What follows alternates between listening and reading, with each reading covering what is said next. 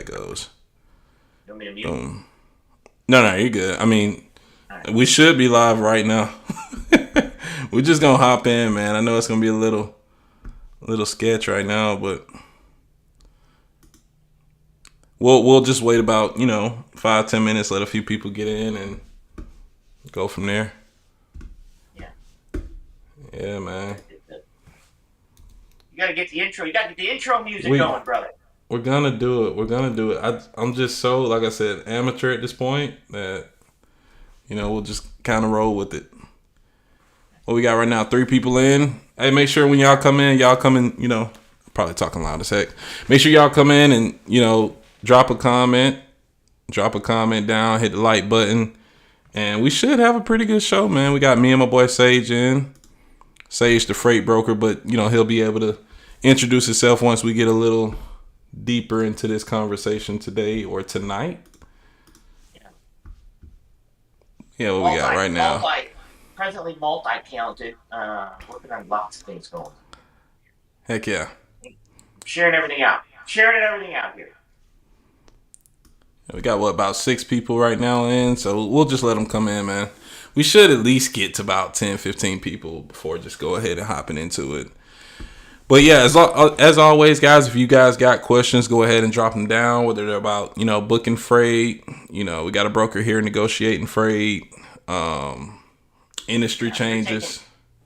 I'm here to take all the big rips from you drivers. Oh, we got another comment. Let's see. No comments yet, though. No comments yet. It's probably, like I said, because you got to subscribe to subscriber only. How y'all doing tonight, though, man? We got 5 likes already. Yo. How do we have 6 likes and 4 people? What's going on? Well, coming in, dropping the like button in. Yeah, you liked when you came in and you left, right? And then Yeah. We're getting there. Hit that subscribe button. Wait that minute. Because now's your time. Now's your time to actually speak with a couple different people. Right? A couple different people. Yeah. So we want to talk with a broker, an actual broker, and now a broker agent for a company, but I've been a broker for a long time. We can talk some freight. You guys can yell at me if you want. You can ask why things happen. I can answer them for you on the broker side. Once we get everything up right. Normally, we're gonna have to give him an intro for a couple minutes, maybe an intro with music. Yeah, I could never go on vacation. Running my renovation and contracting business took up all of my time. So you can ask why. That's you. That was you. You did that. Yeah, that's me. Yeah, I'm trying to see why it's not pulling. And this is such a just bear with me with the kinks. I'm trying to get my presentation up. That's ridiculous, man. I feel like I've left my this, man. down there. I'm gonna have to do this.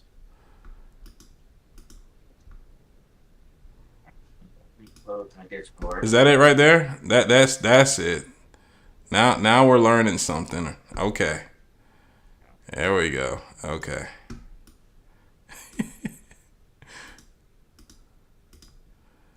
I think this is the first. Is this the first? Yeah, this is the first slide. Might as well go ahead and get into it then. How many people we got right now? We got 7. We got 7 people. You want to go ahead? Yeah, how do you want to start, brother? Yeah, I say we go ahead and get in the first topic, man. We got Walmart's brokerage impact. Let me make this a little smaller so it can kind of... Yeah, let me do this real quick. So let me introduce myself. So this is the start of the show here. So, all right. So real quick, my name's Sage. I have a podcast called Sage Outcast. I have questions. You can find me on YouTube. But also what I've done is over the years, I've been in logistics for about 20 years. So I have my CDL still. I was an owner-operator. Drove locally. Joined the Coast Guard for 3 years. Left the Coast Guard, came back, and started driving again. I was an owner-operator for Landstar, FedEx Custom Critical, driving tractor trailer. We went with Landstar, and then me and my wife became my wife became a Landstar agent. We were $1 million agency. I ended up in the recession. I had to make a decision: either stick with the agency or pick the truck, because the recession, 2008 recession was rough. I ended up sticking with the agency, giving up the truck. A couple years later, I ended up opening up my own brokerage in about 2010. I think I opened up my own freight brokerage, and I ran my own freight brokerage until basically just this year. Which this year I just joined another brokerage as an agent because they offered me basically a great deal. And so now I'm a freight agent, but I also recently just passed my insurance to be able to sell insurance with Mike. Mike talked me into it, and he took the test for me. So I used Mike and had him take the test for me because we look exactly alike on our driver's license. And no, but I did actually pass the test. So I'm a freight agent, CDL holder. I'm going to be selling insurance and helping carriers with insurance, and soon to be and I specialize in overdimensional freight, and I'll soon be starting an overdimensional freight mentoring program. So that's me. So I do a lot of consulting and research in regards to logistics because I've been in it for a long time.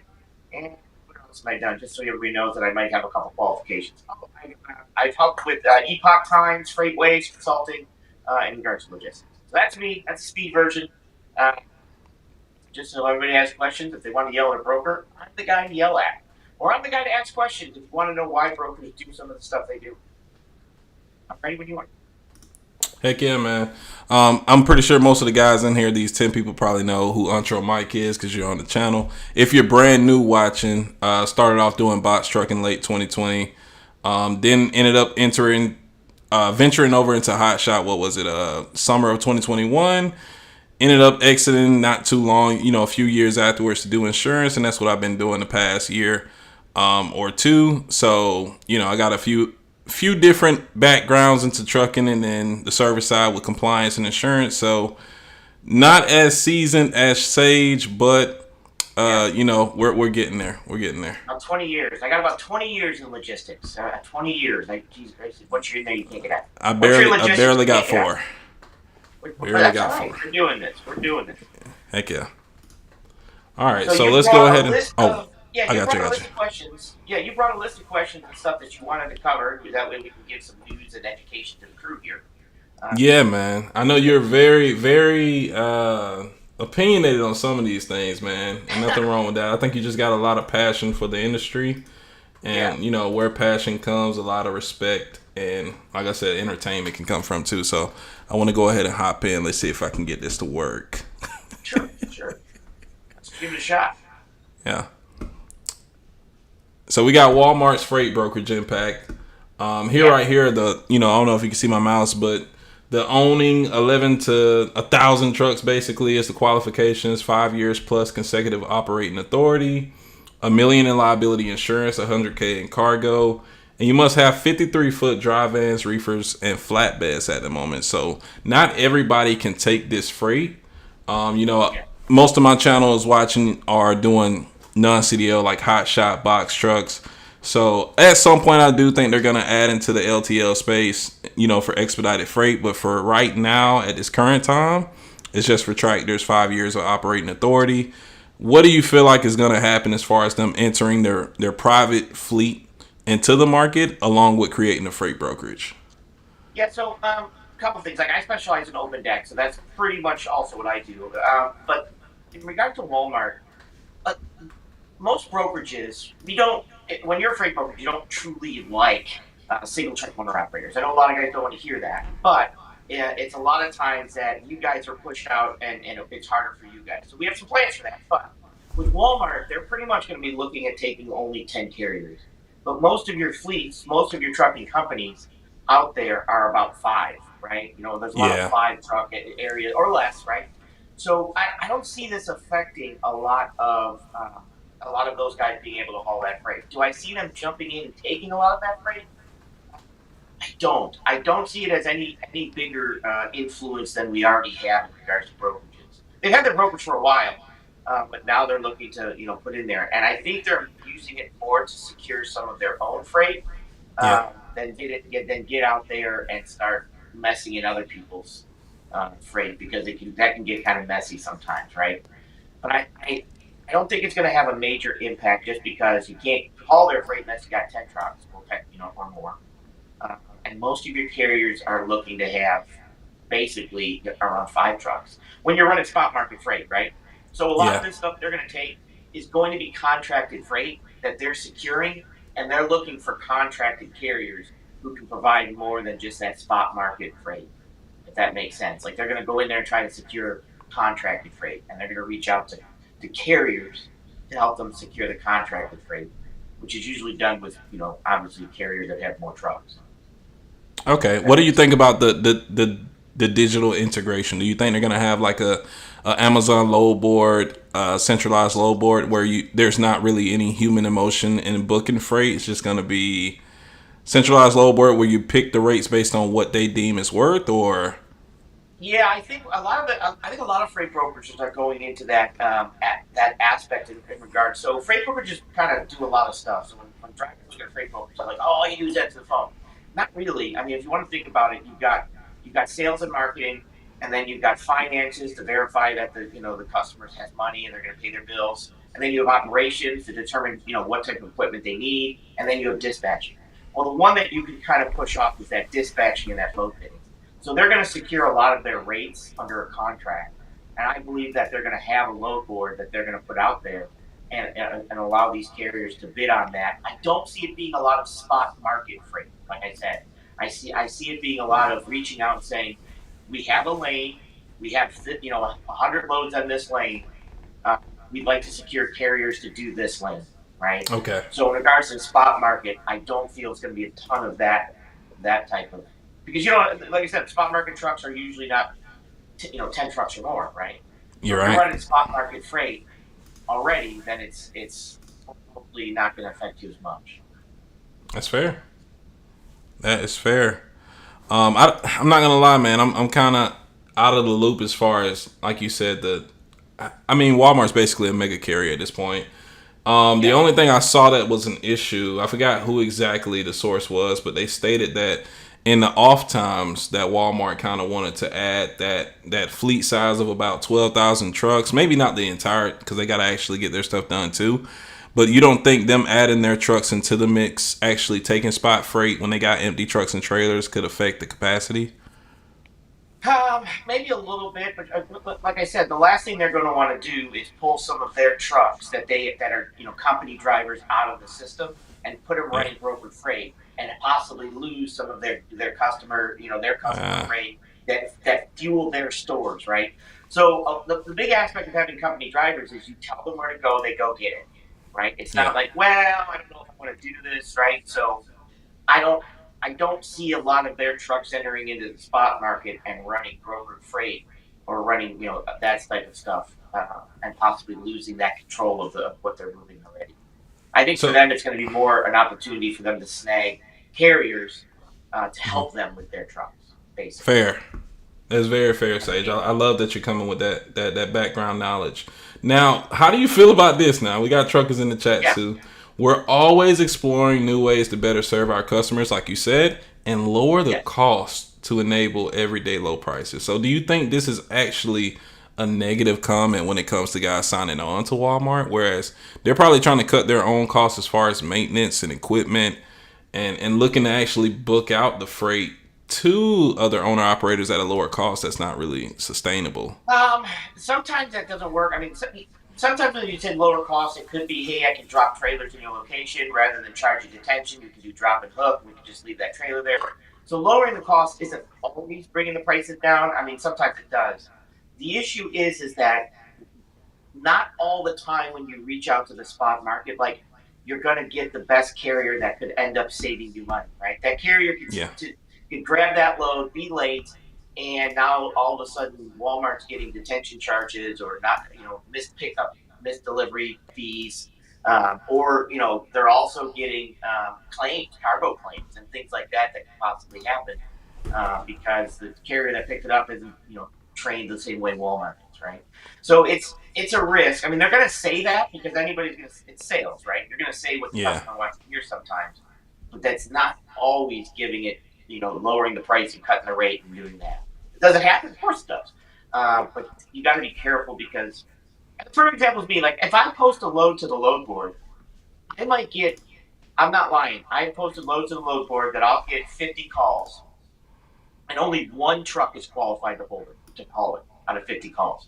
I'm pulling up their FMCSA, and they've got out of service both on driver and equipment. Yeah. I'm like, oh god, I can't use you. Their insurance isn't there, or they've got problems on carrier 411. So, or it's just a lot of it. Could be I needed I need an English speaking person to be able to speak to. Yeah. I've had people call me. I don't speak Spanish. So it's not as easy as just posting it out. I think they're truly going to be reaching out to contracted carriers that they can help put on their lanes to secure the freight and lock them in. Heck yeah. I like it. Let's see if we can go ahead and move on. I know we got a couple of questions in the chat. Let's see if we can go ahead and knock those out real quick. Tapping in from Milwaukee, wondering if I'm in a good state to start my trucking company. If you're showing the load board tonight, can you show what loads are looking like from here? Unfortunately, the load board is not live, right? Whereas I could show you the DAT1 or truck stop load board, but it's not live, so it won't really matter. I could show you maybe future effective dates. But I think Milwaukee, Wisconsin, as far as what I did, I don't know if you're doing box trucking or hot shotting or dry van reefer, but I mean, Midwest is pretty popular as far as freight. As far as the load to truck ratio, Milwaukee is actually the best place to be in Wisconsin when it comes to freight. So, yeah. And we also have to know what type of equipment. Of course. Yeah, of course. But yeah, overall, not a terrible state. You're not in freaking, Utah or, Colorado. So, yeah. Not terrible. All right, let's see. What is the next question? We don't have a lot, only 2. All right, what's the best load boards for finding autos new to the game? Thanks for the. Are you saying like auto hauling? I believe like Central. What is it? Central Dispatch. What is it called? Dispatch. Yeah, Central Dispatch is probably the best for finding auto only. Yep. If anybody else has questions, we're gonna be going over just kind of like topics that are pretty hot in trucking right now, and I think that everybody either joining or existing right now should kind of know.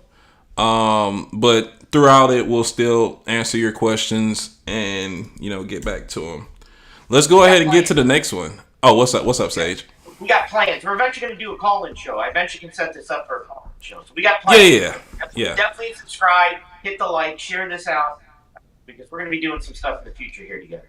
Heck yeah. Entre Mike just needs to learn how to use Ecamm Live at this current point. I mean, you can kind of tell I'm struggling. StreamYard is so much more easier as far as a streaming platform, whereas here is very advanced, but I think it's going to pay off in the long run. All right. Yeah. And we got another comment. Let's go ahead and knock this out before the next topic. Hi, new subscriber. What do you think about North Carolina? Like Sage said, it kind of depends on the equipment. Yeah. But North Carolina, as far as the Southeast, I'd say it's out of my, from doing box trucking and hot shot. It's not Missouri. I mean, it's not Mississippi, and it's also not, I'd say my favorite 3 in the Southeast probably be Georgia, Tennessee, and North Carolina for the freight that I ran.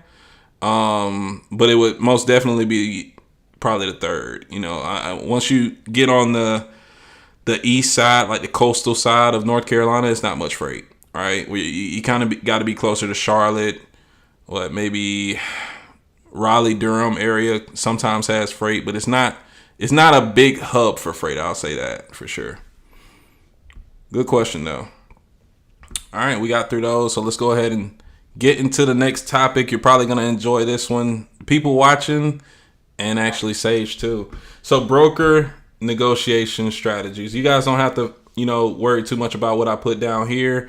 From a freight brokering perspective, Sage, I think it'd be really interesting to kind of know what you look for in a carrier when you're thinking about paying either top dollar or overall just accepting a carrier for a load. What really goes into that, would you say? One of the things that I'm basically looking for when and I post a lot of open deck. I do a lot of hot shots. I use a lot of hot shots. I pay very good money, trust me. And I do oversized rate for double drops and stuff RTM. So when I get a call in, if you're going to call me, I'm going to basically take control of the call, right? So what's going to happen is you're going to call in, hey, I'm calling from this load going from Houston, Texas to Syracuse. my first thing I'm going to start to do with carriers is say, okay, what type of equipment you running? You got a hot shot, what's your deck height, how much you got on the bottom, you got what type of equipment you're running, right?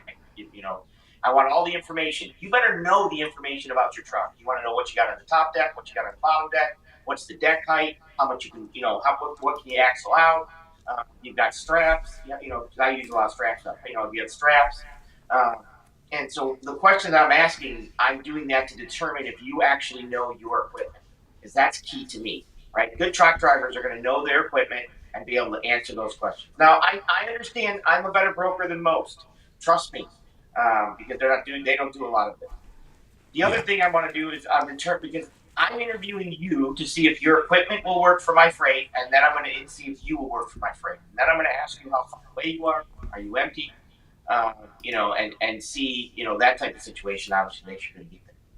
So when you're asked, when the broker should be asking these questions, or you should be asking these questions if they're not, because you're basically interviewing for a job. You're interviewing for the job of hauling my freight. I'm interviewing you for the position of hauling my freight. And I know it happens a lot of pretty quick, and some brokers don't do this. But at that point, I'm going to be saying, okay, where are you at? How much hours you got in the clock and stuff like that? And can you make it there? Do you have PPE? If you are hauling personal protection equipment, if you are doing hot shot, if you're doing anything that you got to strap down, you better have pants, long sleeve shirt, hard hat, boots, steel toe boots, all that personal equipment. I'm going to ask for it. You better have it, because they're not, some of these sites will not let you on. But that's most what I'm looking for, is your interaction with me and how you're relating for me when I'm answering the questions. Can you answer my questions? And how that interaction goes. And that plays a big role into it from there. What I'm also looking for is, what can you provide me that the guy next to you can't provide me? Are you willing to take pictures? Are you willing to send me pictures of the load? Hey, I see you got this load, you go from here to here, and I get all this information, and basically I say, okay, it pays $1,000. Now, if you're going to ask for more money, say you want $1,200.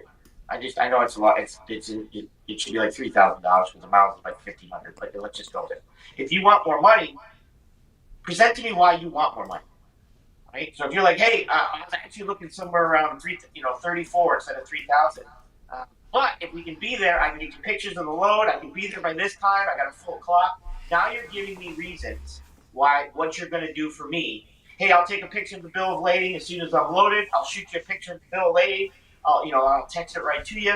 The minute, before I leave out, I'll be, communication. You can track me however you want to do that. Yeah. You're making me feel comfortable that you realize that I realize that you're going to help take care of my customer. Yeah. Right? The more you babysit me, the more I pay you. The more I babysit you, the less you get paid. That's how I look at it, right? The more you're willing to step up and be better than somebody else and ease my mind as a freight broker, because trust me, we have a lot of problems. If you can solve my problems, you will get more money. Hey, it's just like, hey, I know it, and I understand the pickup time. I understand this might be a good customer for you. I want to make a good impression. I'll take pictures of the load. If you have any, if you need pictures of the facility, I can do that. I can take pictures of the bill of lading before I leave. Sending that over, making me feel comfortable, get you on my list that you become a first call for me. Okay. You want to become a first call for me. Like I do. I have been brokering freight for 20 years. For the past 5 years, I have not had a load board. I don't need a load board because I've got good enough carriers that I send them a text and I say, hey, where are you at? Well, I'm over here. Can you get to Texas by Thursday? Sure can. I got a load. And then from there, I don't post loads. You want to get in a relationship where you are not taking loads off the load board. You want to find those brokers, you want to find good brokers, and you want them to want to call you first. And that's how you get the best freight. All right. And I know we've said this before, because that load board is the minimum wage opportunity board. That's a sign out in front of the window, and you're just walking by, and you say, hey, I think I want to work there. And you come in, and I have absolutely no idea how good you are at your job. So I hired you for minimum wage. You want to get off that board and get on my management board, my top pay board, which is me just sending you a text saying, where you at? That's the best way. Thank you, Sage. Hey, we got 14 likes with 20 people in. Make sure y'all drop in. Drop a comment, on any question you got, and also hit the like button. We're going to be going over a good bit of topics during this live stream, if I can keep everything going. And if you guys, let me know if my mic quality is pretty good too. Just make sure you guys are, staying interactive and dropping some comments though. I sound pretty good, Sage. Should be pretty good. Sound good to me. Well, let's hear it. Let's hang on. Let me play it. Let me see what you sound like. Yo. Just making sure. Yeah, you sound good on the other one too. I just played everything. Sounds good to me. Nice. Let's do it. All right, I loved it. I didn't want to touch, too much into. I just want people to make sure you're, really researching your equipment, knowing how much you can haul. Yes. Don't just believe a round number. If I say you can haul around 10,000 pounds with a box truck, it's still your job to take your truck when it's full of diesel def and your equipment, weighing it at a scale and subtracting that from the gross combination weight, or with a straight truck, gross vehicle weight rating, and knowing how much you can scale. Because if Sage has a load for you that's 11,000 pounds and you just think you can, and then you're out of service, that affects him and his relationship with his customer, right? Know your equipment. Know your equipment. Heck yeah. All right, let's see what we got. We got a question. We got a dispatcher. All right. Dispatcher here. As far as freight for a box truck, where can I position my carrier for consistent freight over the road? Me, just to put my input in there, I would always say keep them in the Midwest as much as they possibly can be. But as far as Sage is going to say, it does depend on, the equipment is a straight box truck, and drive-in freight, reefer freight, flatbed freight right now is consistently still best in Midwestern areas. The only place where it can kind of vary is flatbed. From what I see, is the Southeast is usually pretty competitive to the Southeast. But yeah, I would say Midwest. Sage, you got any insights on that? Yeah, most of this freight has changed. Freight used to move from, obviously we're fighting with Canada and Mexico, but let's take that out of the picture right now. We'll talk about that later. So freight used to come mostly from China. So the freight would move from basically west to east, right? It would be railed, it would be trucked from west to east. Well, Mexico and Canada, Mexico's our top trading partner, and then China, and then Canada. So now freight has been what we call reshored, which means that now freight is moving from basically north to south, south to north, right? So you want to, and then from there, spreading out to the east and to the west, right? So you kind of want to position yourself to be able to run north-south somewhere in the middle. Because that's kind of, remember, freight's our top trade. You have to just know who our top trading partners are. Well, who's our top trading partners? Mexico and Canada, and China, basically, but they're not as big anymore. But a lot of rail comes out of China and then hits the mid, and then gets unboxed from there and put into warehouses and stuff like that. So most of the places that a straight truck should be needed would be after they rail it from California. They're going to put it on the rail, so you're needed to haul that. Is when they break it down somewhere in the Midwest to start shipping it by truck. So that Midwest is key for straight trucks, because that's where we break down the rail after shipping stuff from like California. If that makes sense, right? It gets on the rail in California and then hits someplace in the Midwest, gets broken down, put into warehouses, and then we need straight trucks to distribute it. Box truck to distribute it from there. So that Midwest is key for you guys. Heck yeah. While we're already on the roll, man, let's go ahead and knock out these next few comments before we get on to the next subject. Let's see. We got a thumbs up for the algorithm, man. It's free. People do it. Yeah, I love it. That's Nart. He's a mechanic. He's a DM, so I'm going to get him on your show. Okay. That's Nart. That's codename Nart. Nice. I was going to say, this is my first time seeing his name, so I really appreciate him, coming in and dropping the support, man. Hopefully me and Sage can do these pretty often and, keep some content going for you guys.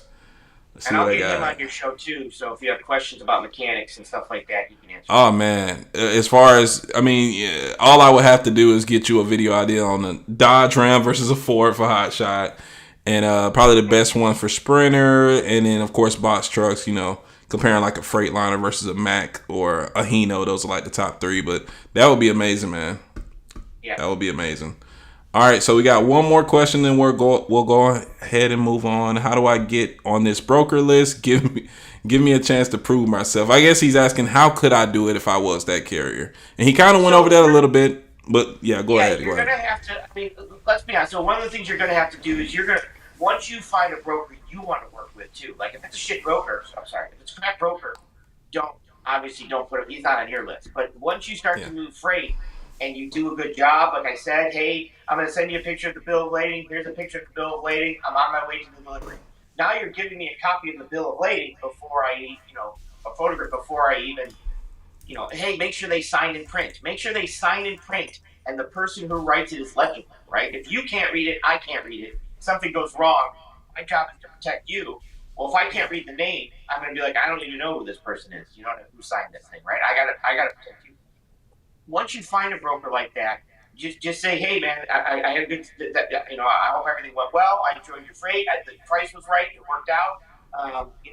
Let me, if you have any freight moving like this again, I'm going to go ahead and give me a call. If I'm in your area, I'm going to shoot you a text. I'm going to give you a call. I'm going to shoot you an email.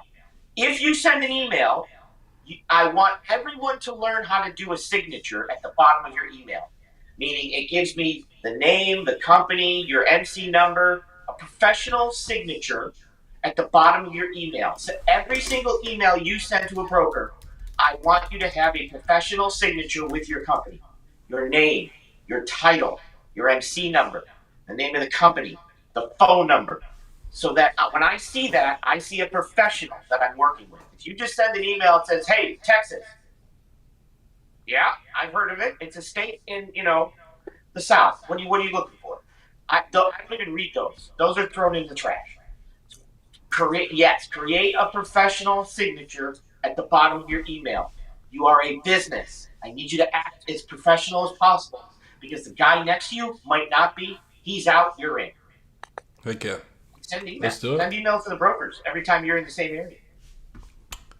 I love it. Let's go ahead and get on to the next one. We got 18 likes. Appreciate everybody for joining in. Still a little north of 20 people. Let's keep liking the stream so we can get more people in with this good free information with me and my boy Sage. Let's see what is next. We got tariffs and their impacts across the industry for trucking, man. Like I said, go ahead. They're my kryptonite. Go ahead. No. I was just telling them don't pay too much attention to the slide deck. I'm just gonna, if you guys want to screenshot it later after the live, we'll get there. But it's basic information. But you can go ahead, Sage. I do this on my show all the time. I talk a lot more politics and stuff like that on my show, and I come and do freight. So I talk about tariffs a lot. Tariffs are not what we want to see, to be completely honest. In 2018, we had a truck recession in the beginning of 2019. One of the reasons we had a truck recession in 2019 was the tariffs that were imposed on us during that time. So the issue is, and I know I fight people all the time on tariffs, and I know some people are like, tariffs are great. The problem is we pay the tariffs. We pay the tariffs. The purpose of the tariff is for us to stop buying the goods, okay? So when we stop buying goods, freight volumes go down. When freight volumes go down, trucking has an issue. So we really don't want tariffs, okay? So last time we had tariffs was 2018. They started in July, and I showed on my show, you can actually watch how freight volumes drop down when the tariffs start to go, okay? So they're not what we want to hear. So the way that you're going to have to fight tariff, one way is prepare that for less volumes and establish good broker relations. When I move my freight, when there are carriers that I want to make sure that they don't fail, okay? If you can get yourself established with a broker where they like you, you're reaching out to them, you're working with them, I will feed my carriers before I feed some guy on the load board. Because I need my carriers to survive, right? I need to give my carriers the freight because I know they're good. So the best way to that is establish yourself with brokers. You have to work at it. You have to work hard because you're in a business, right? Yeah. Businesses, you have to sales and marketing. I remember when I first met Mike and he did a show, and I said, how long have you been in business? I think at that time it was like 3 years or something, right? And I said, okay, perfect. You've been in business 3 years. Who's your head of, who's your head of safety? Oh, Ryan. Okay, well, who's your dispatcher? Ryan. Who's your sales and marketing person? Who's the head of sales and marketing? He said, Ryan. I said, perfect. How many direct customers do you have? None. You're fired.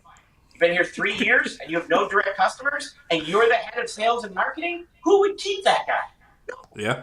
So realize you're the head of sales and marketing, and the head of sales and marketing is working with brokers. And to learn, if you can treat a broker and work with a broker, you'll. It's harder to work with customers, but you're at least teaching yourself, because when you start to work with direct customers, you've got the skills of being able to see what a broker wants, Okay. and that's the goal. So with tariffs, you're going to want to establish relationships with brokers by emailing them. Hey, I'm in this area again. I had a load that I did last week. I need, you got anything heading out this way? Here's a picture of my truck. And if you got a nice truck, have a picture of your truck. Hey, here's a picture of my truck. Here's the DOT number. Here's the type of loads. If you're on a hot shot, take a picture of the load you haul. Hey, this is the type of load I've hauled before, and I'm in this area again. If you got something, let me know. I've worked with you before. Establish that relationship. Do your sales calls with your brokers. That's your job, right? You're in a business. You got to do sales and marketing. I know. Okay. And then how do you feel about guys just thinking that tariffs are the primary reason why inflation will kind of persist, and like will the cost of goods naturally go up just because of tariffs? Yes. Yes. So what a tariff does is it's an inflationary aspect of Yeah. a good that basically prevents people from buying the goods. So if the cost of goods are going to go up, like I said, I'm against tariffs. Anybody wants to debate me on tariffs, you're welcome to come on my show. I'm very polite about it. But it's an inflationary aspect to the goods that we pay, that cost of goods will go up. That's the purpose of them. The purpose of them is to raise the price because they don't want us buying goods from China. So the whole purpose of it is for us not to buy the goods from China, Canada, or Mexico, even though we can't get it here, and do that. So we're in a situation with tariffs, unfortunately, that is going to put trucking possibly into a freight recession. And I can prove that by the last time we did tariffs in 2019, we entered a freight recession, and the tariffs were in 2018. And COVID was at the end, but in the beginning of 2019 was the tariffs. Yep. Nice. Good. I know that's a pretty hot topic right now into the industry. So yeah, be advised. Tighten up your ships, and you're going to have to work way harder doing sales calls, but it'll be worth it in the end. Trust me. Hopefully. I think you got one cut out for you right here, Sage. Broker compensation and transparency. You know all the rules and laws coming out, or they're trying, right? How much should brokers make and why? Because this is something that either new people and existing people are always going to have something to say about it.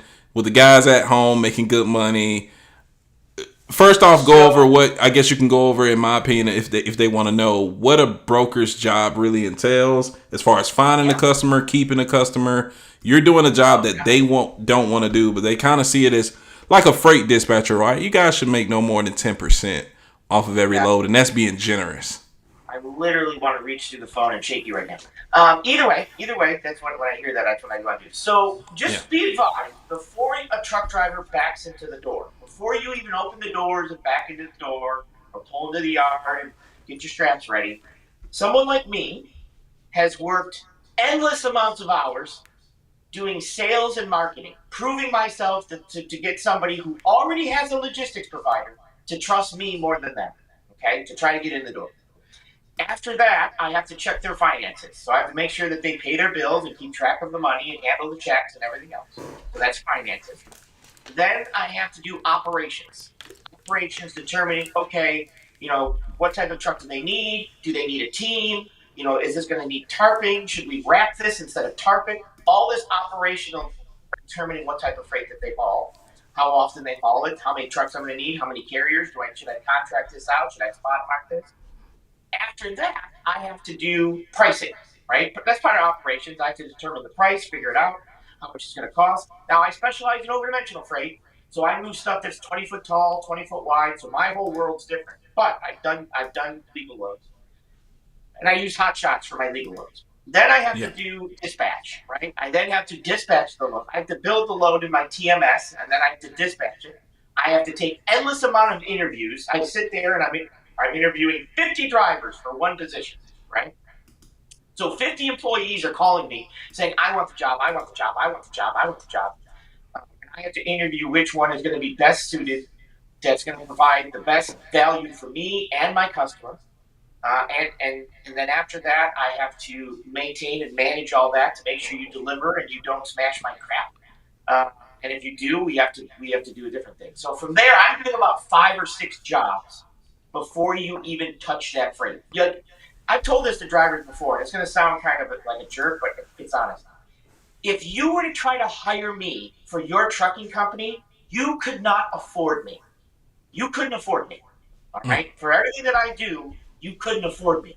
The reason you can get someone like me to give you this freight is because of what I take on top of the load. And it's a deal. Now, I do things differently than most carriers. My first thing I say to the driver is, how much do you need to do for the load?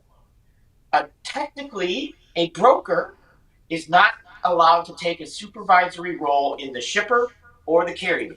I can't technically tell you how much to take the load for. I can say, here's what we're moving it for, or here's what we're trying to move it for. But at that point, I ask you, what do you need to move the load? Now, if you tell me $2, and I say, well, I'll take it to my customer, we'll see if that'll work for you. So what broker transparency is basically doing is the problem with broker transparency is, even if you know how much I'm making, if you're taking the load and you don't have a problem, what's it matter what I make? Yeah. What's it matter what I make? Right? If I make $500 on the load, and if I move the load for 15 and you took it for 1,000, and I make 500, does it matter? If I'm good at my job, if I'm really good at my job, meaning I got you all your information, I got you everything you needed. If you had problems, I got that. It was no problem. Am I worth that to you? Because if you were to hire me, I'd probably cost you somewhere around $400,000. I'm doing 5 jobs. Right? Yeah. So, and then when I hear the broker transparency, the argument is the money's too much. Well, if I were to ask you, the driver, what's your cost to do business? And I were to tell you that you're only allowed to take a 2% on top of your cost. So once you figure out your bills, I don't think that would. Well, they wouldn't be able to live. You know what I'm saying? Like if it was $1.20 and they could only, ask for $1.30. 10%. Yeah, take 10%. That's all. So, and I know this is a big argument that you want to know what the brokers make. And look, I'll tell you what I make. Last year, I did 22%. I made 22% on average for my loads. For me, you're higher than that 10 to 15%, Sage. I am. But again, remember, I'm doing over-dimensional freight, and I do a lot more phone calls and calling states and making sure the bucket trucks are there and things like that. So, but that's also 20 years. After 20 years of doing this, that's what I do. And then the other argument I get is, well, we want to see who's all involved in it. Problem is that understand you want broker transparency, but understand that everybody, all the other people out there that truck drivers don't like, all the illegal drivers and all the foreign drivers and all the Russian, all those people are going to get broker transparency too. And if you don't think they're going to take that information and undercut you, you're wrong. You're wrong. Now, do I feel that a carrier who's been with me a long time is entitled to broker transparency? No, they're not entitled to it. But when we build a relationship, there's been times where I'll pretty much say, hey, what do you need for the load? $3,000. All right, I'm going to go in for $3,400. I'll play back. Right? Yeah. Because I built that relationship with that carrier that I trust them. Right? That's fair, man. That. Yeah, I love this part right here. How do you feel about it? Rate transparency impact. As carriers gain more access to load payout information, let's say through digital platforms like DAT and TruckStop, and using rate transparency tools, will brokers need to justify their margins through added value services? Or do you think this is kind of like bluff and the right thing to say? Here's the problem, too, I want you guys to understand. So when I move legal freight, and you guys explain to me, sorry, normally this is my show, and I ask questions. I'm sorry. You're good. So normally, here's how I do. So a lot of times, I do not, when I move legal freight or when I move project freight, I don't bill per load. My customer doesn't want 50 invoices. They want me to bill per month, or they want me to bill at the end of the project. So I might have 10 loads, and I'm billing them $100,000, right? Yeah. Remember, I move big stuff. I'm not billing them per load. So when this is what's funny is that if a driver were to say, "Hey, how much did you make on that load?" I can easily say, "Well, I didn't bill per load." Yeah, well, I want to know how much. Okay, fine. I made $100, and then I just shuffle even if I made 500, I just shuffle the profit from that one to another one. Yeah. You see what I'm saying? Like, we're not billing per load. Like, Per load. It could be per month. Like, I get what you're saying. Like, you don't invoice your carriers like load after load. I get what you're saying. That's a good point. There's times I have $200,000 of loads out in a month. At the end of the month, I'm like, here's your invoice. Pay it. Now, okay, so it's not like do you within that invoice do you keep like a bunch of rate confirmation? Because I've seen a rate con from a broker and had my own individual rate con from like as a carrier. Like they made one for me and they made one for the customer. So they thought that I had booked the load with them direct, so they ended up giving me the wrong rate con. I had ended up taking like it was some honeybee carts or something from Wisconsin down to Georgia. It had to be like 1,200 miles. I got paid like $2,800 thinking it was a great rate. And then I get their rate con slip from the broker and it's like $3,750. Now don't get me wrong, 50 for what 1,200 miles. I was happy for the load. I got to go back home. Here's the other thing. And the problem with that is here's the other thing. So now you look at one of my invoices. Now this happens in van freight too. So that 37 might have included warehousing. It might have included cross docking for that load.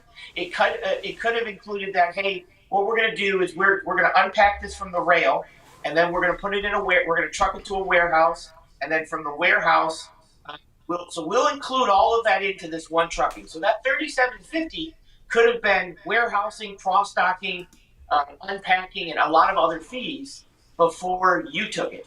So your portion of that was 28. But like for me, when I move, there's times I have bucket trucks, police escorts, permits, right? So I might bill the customer $50,000, but by the time the bucket truck is paid, the police officer paid, like the carrier's getting $25,000. Right? The bucket truck's $5,000 a day. So you might see me billing $50,000 for a load for my freight, but then when the truck sees it, it's like, well, we had permits, we had escorts, we had route surveys, we had engineering studies. All this came out of that load. So even when drivers look at that, they don't know the big picture. They don't know the logistics of it. They just know the trucking of it. And the trucking and the logistics are two different worlds. Like there's a lot that goes into logistics, and that's a lot of the stuff carriers don't understand either. That aspect. I love it. Usually, we got 26 people right now. I was assuming that more people would have something to say, but it looks like people are just kind of chilling out. They're enjoying the live, man. We don't have any really new questions. We can go over some older ones. Oh, what's up, bro? Yeah. I'm not going to carrier 411 anybody if you ask a question. You're fine. I'm not going to find out who you are. It's okay. And I'm open to disagreement. Not everybody's going to agree with freight brokers. Like a lot of people hate freight brokers. They do, and that's fine. And if you don't like them, sweet. Let's find a way for you to go out and get your own customers.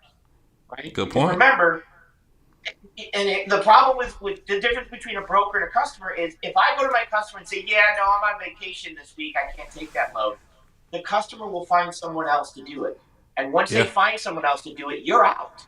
If you say no to a customer will find someone that says yes. And they will continue to go to the person that says, yep, I can cover that. Yep, I can cover that. So if you're not that guy, then you're going to need freight brokers, right? Good point. And that's what people don't understand. And it's customers are tough. Like, you don't like a freight broker? You don't like when a freight broker says a TQL or St. Robinson? You hang up, you call, you get a new person.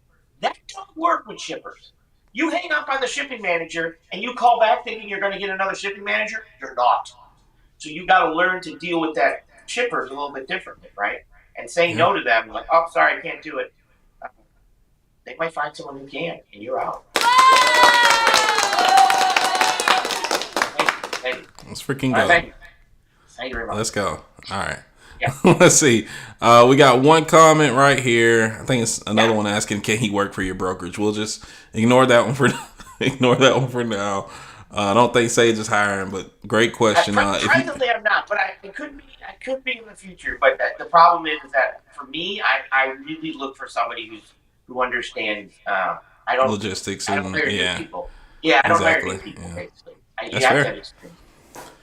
Now, if you were starting from scratch today with a 40-foot, I'm guessing, gooseneck trailer and a truck, so a hot shot, would you age your authority for 3 to 6 months, or would you start OTR at the gate? Me personally, man, let me go ahead and do this real quick. I would say go ahead and age your MC. It depends, man. Like, because if you want to, if you haven't quit your job already yet and you want to make like a forward investment, I can see, adding your personal, vehicle to a policy and aging it for about 3 to 6 months is going to help you get through the door for a lot of freight brokers.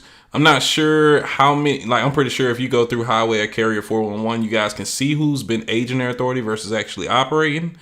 But either way, it'll be a great necessity for you to do it, versus just kind of starting out the gate. All of my clients who are doing it, they love it, versus just going straight out paying $1,500, $2,000 a month and you don't know what you're doing.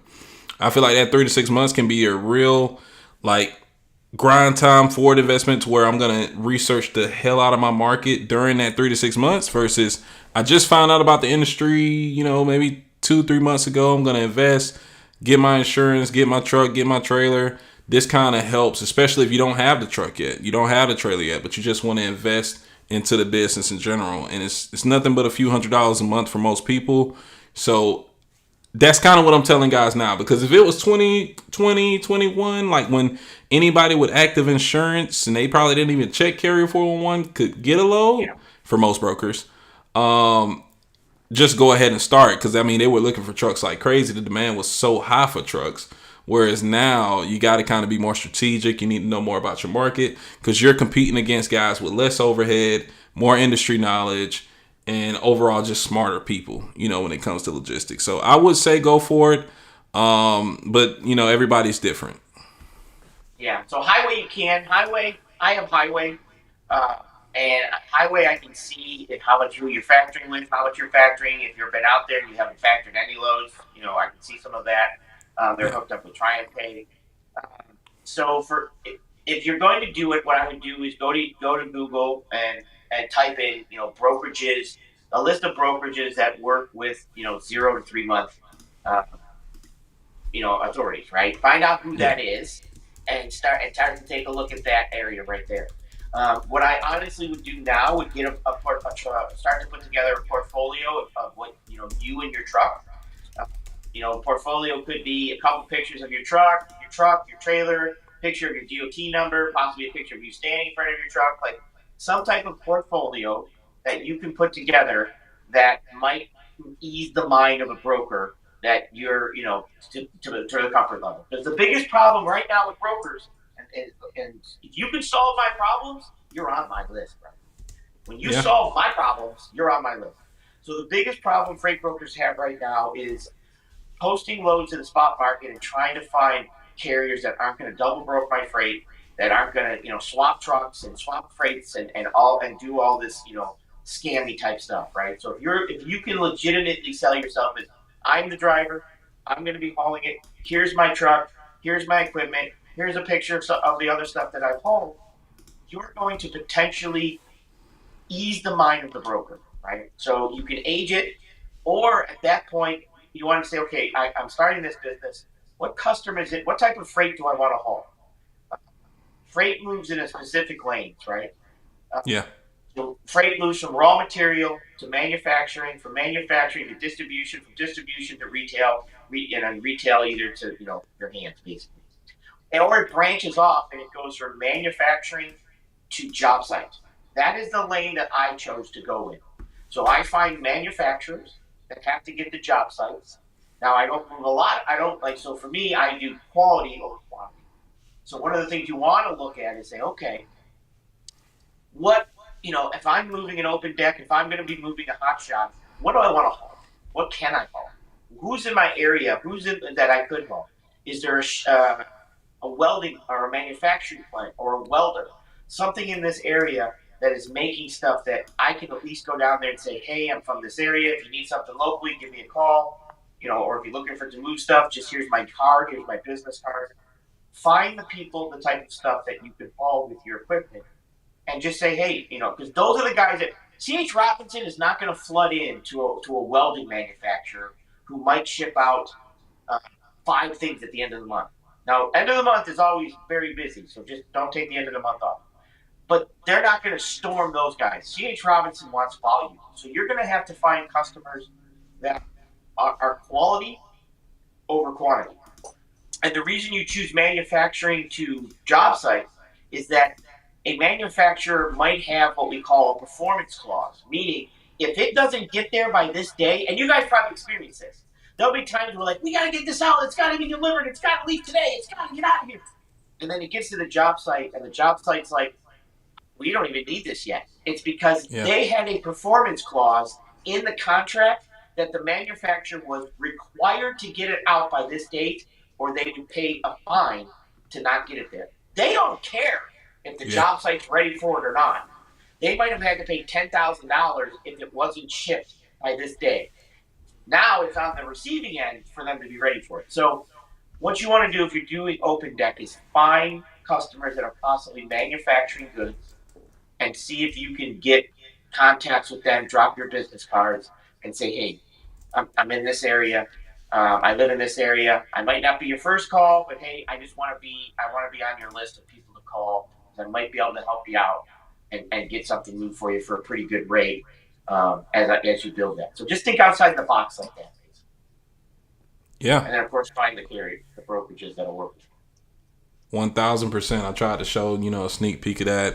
I could put, a few brokerages. These are some of your, TQL. TQL is gonna, a lot of guys.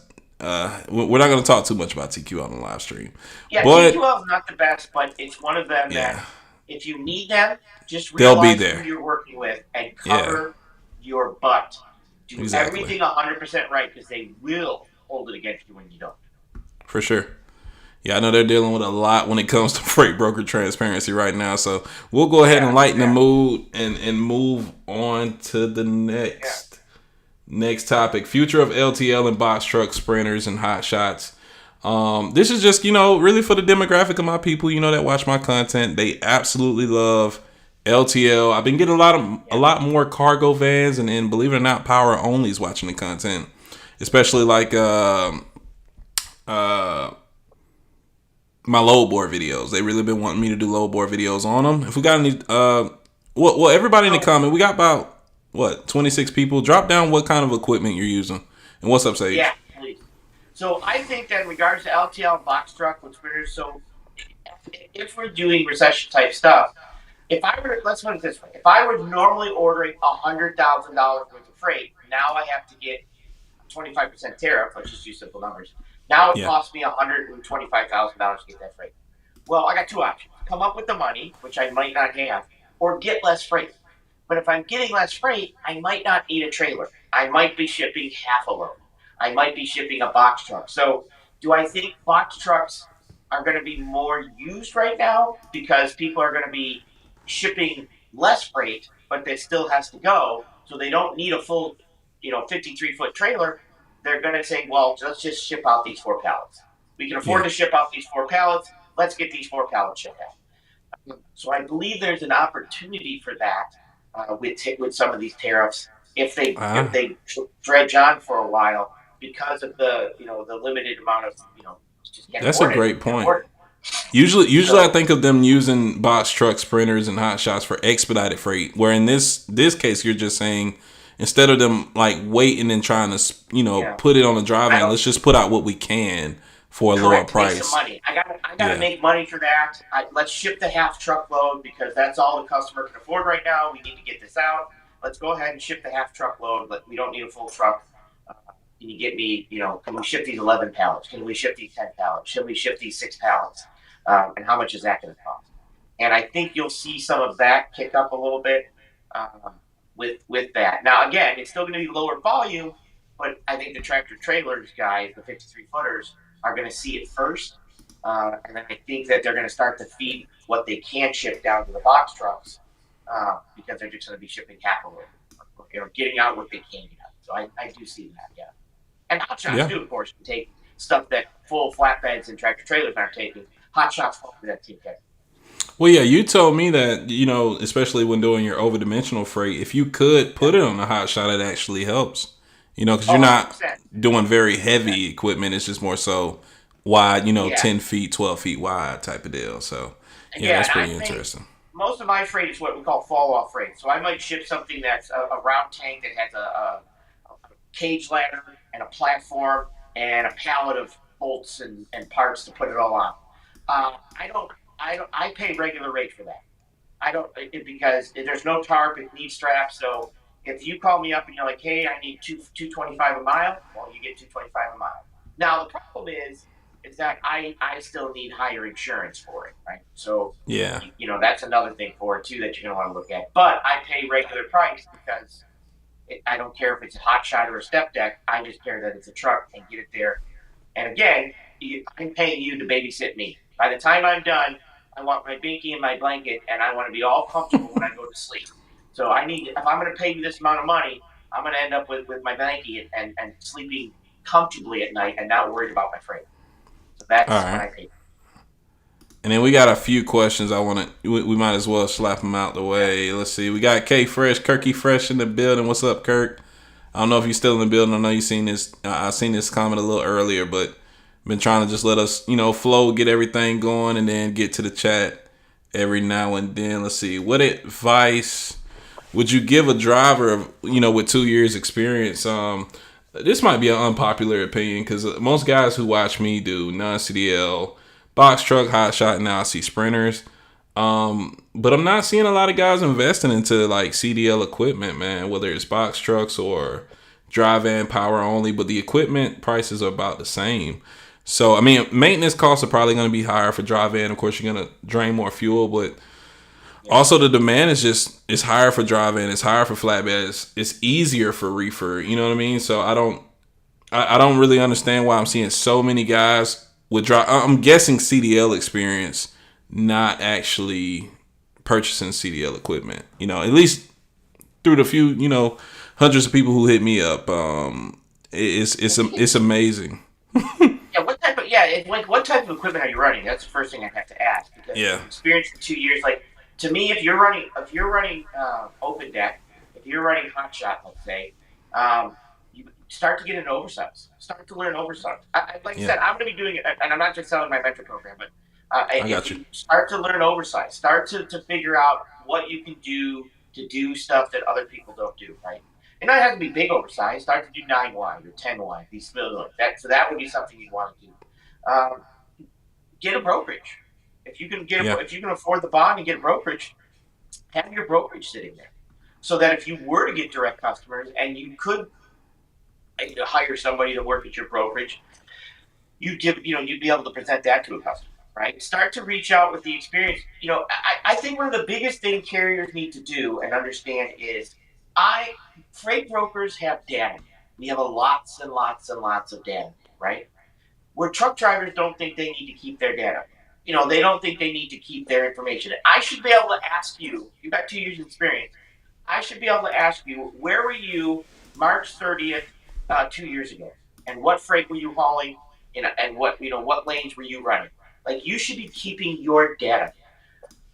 You should be reaching out when you're in 2 years, your insurance, whoever your insurance agent is, most likely that better be either like or me. You should be reaching out to them and saying, okay, what's my record? How do I look? When's my insurance coming up? Is there any place we can move my insurance to get a better rate, to improve that rate? Things like that. This should be stuff. You're running a business, so what you want to make sure you do is make sure that everything you do benefits your business. Are you keeping track of your data? Are you keeping track of what your lanes were, where you made the most money, what months you made the most money, what time of year freight moves the best? I mean, freight moves the best at the end of the day, end of the week, end of the month. If you're not running, if you're, that's when freight pays the best. So the biggest thing is, for me, would be take a look at your business after 2 years and see what you don't have, what you're not doing, what you're not getting. Um, that would be the best, and improve those apps. Change your business model. Okay, I'm out here for 2 years.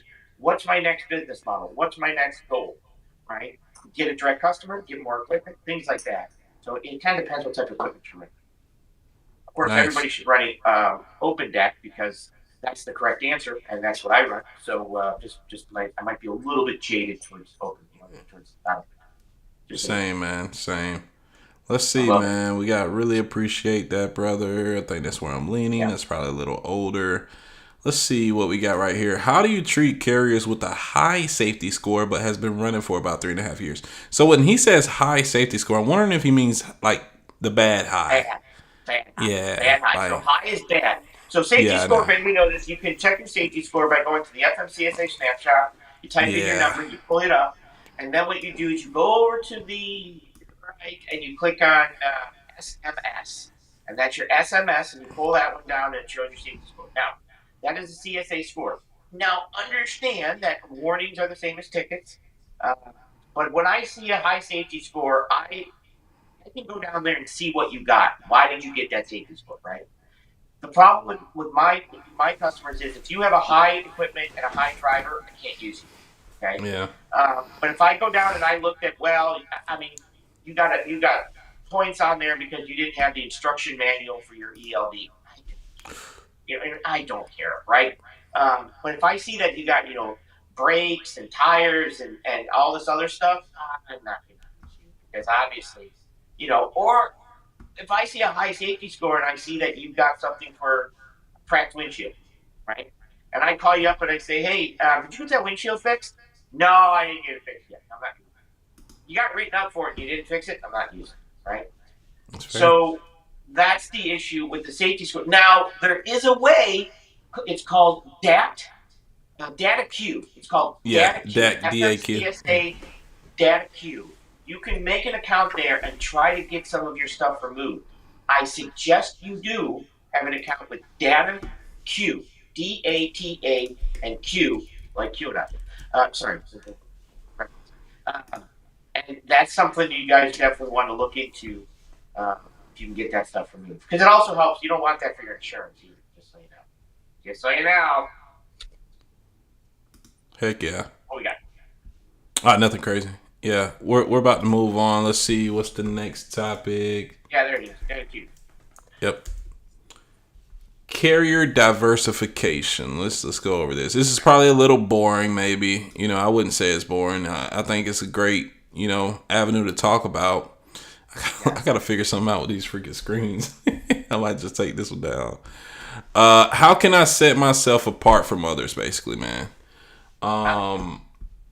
We probably touched it a little bit. I guess it does depend on the equipment. Like if you're, let's say a non-CDL box truck,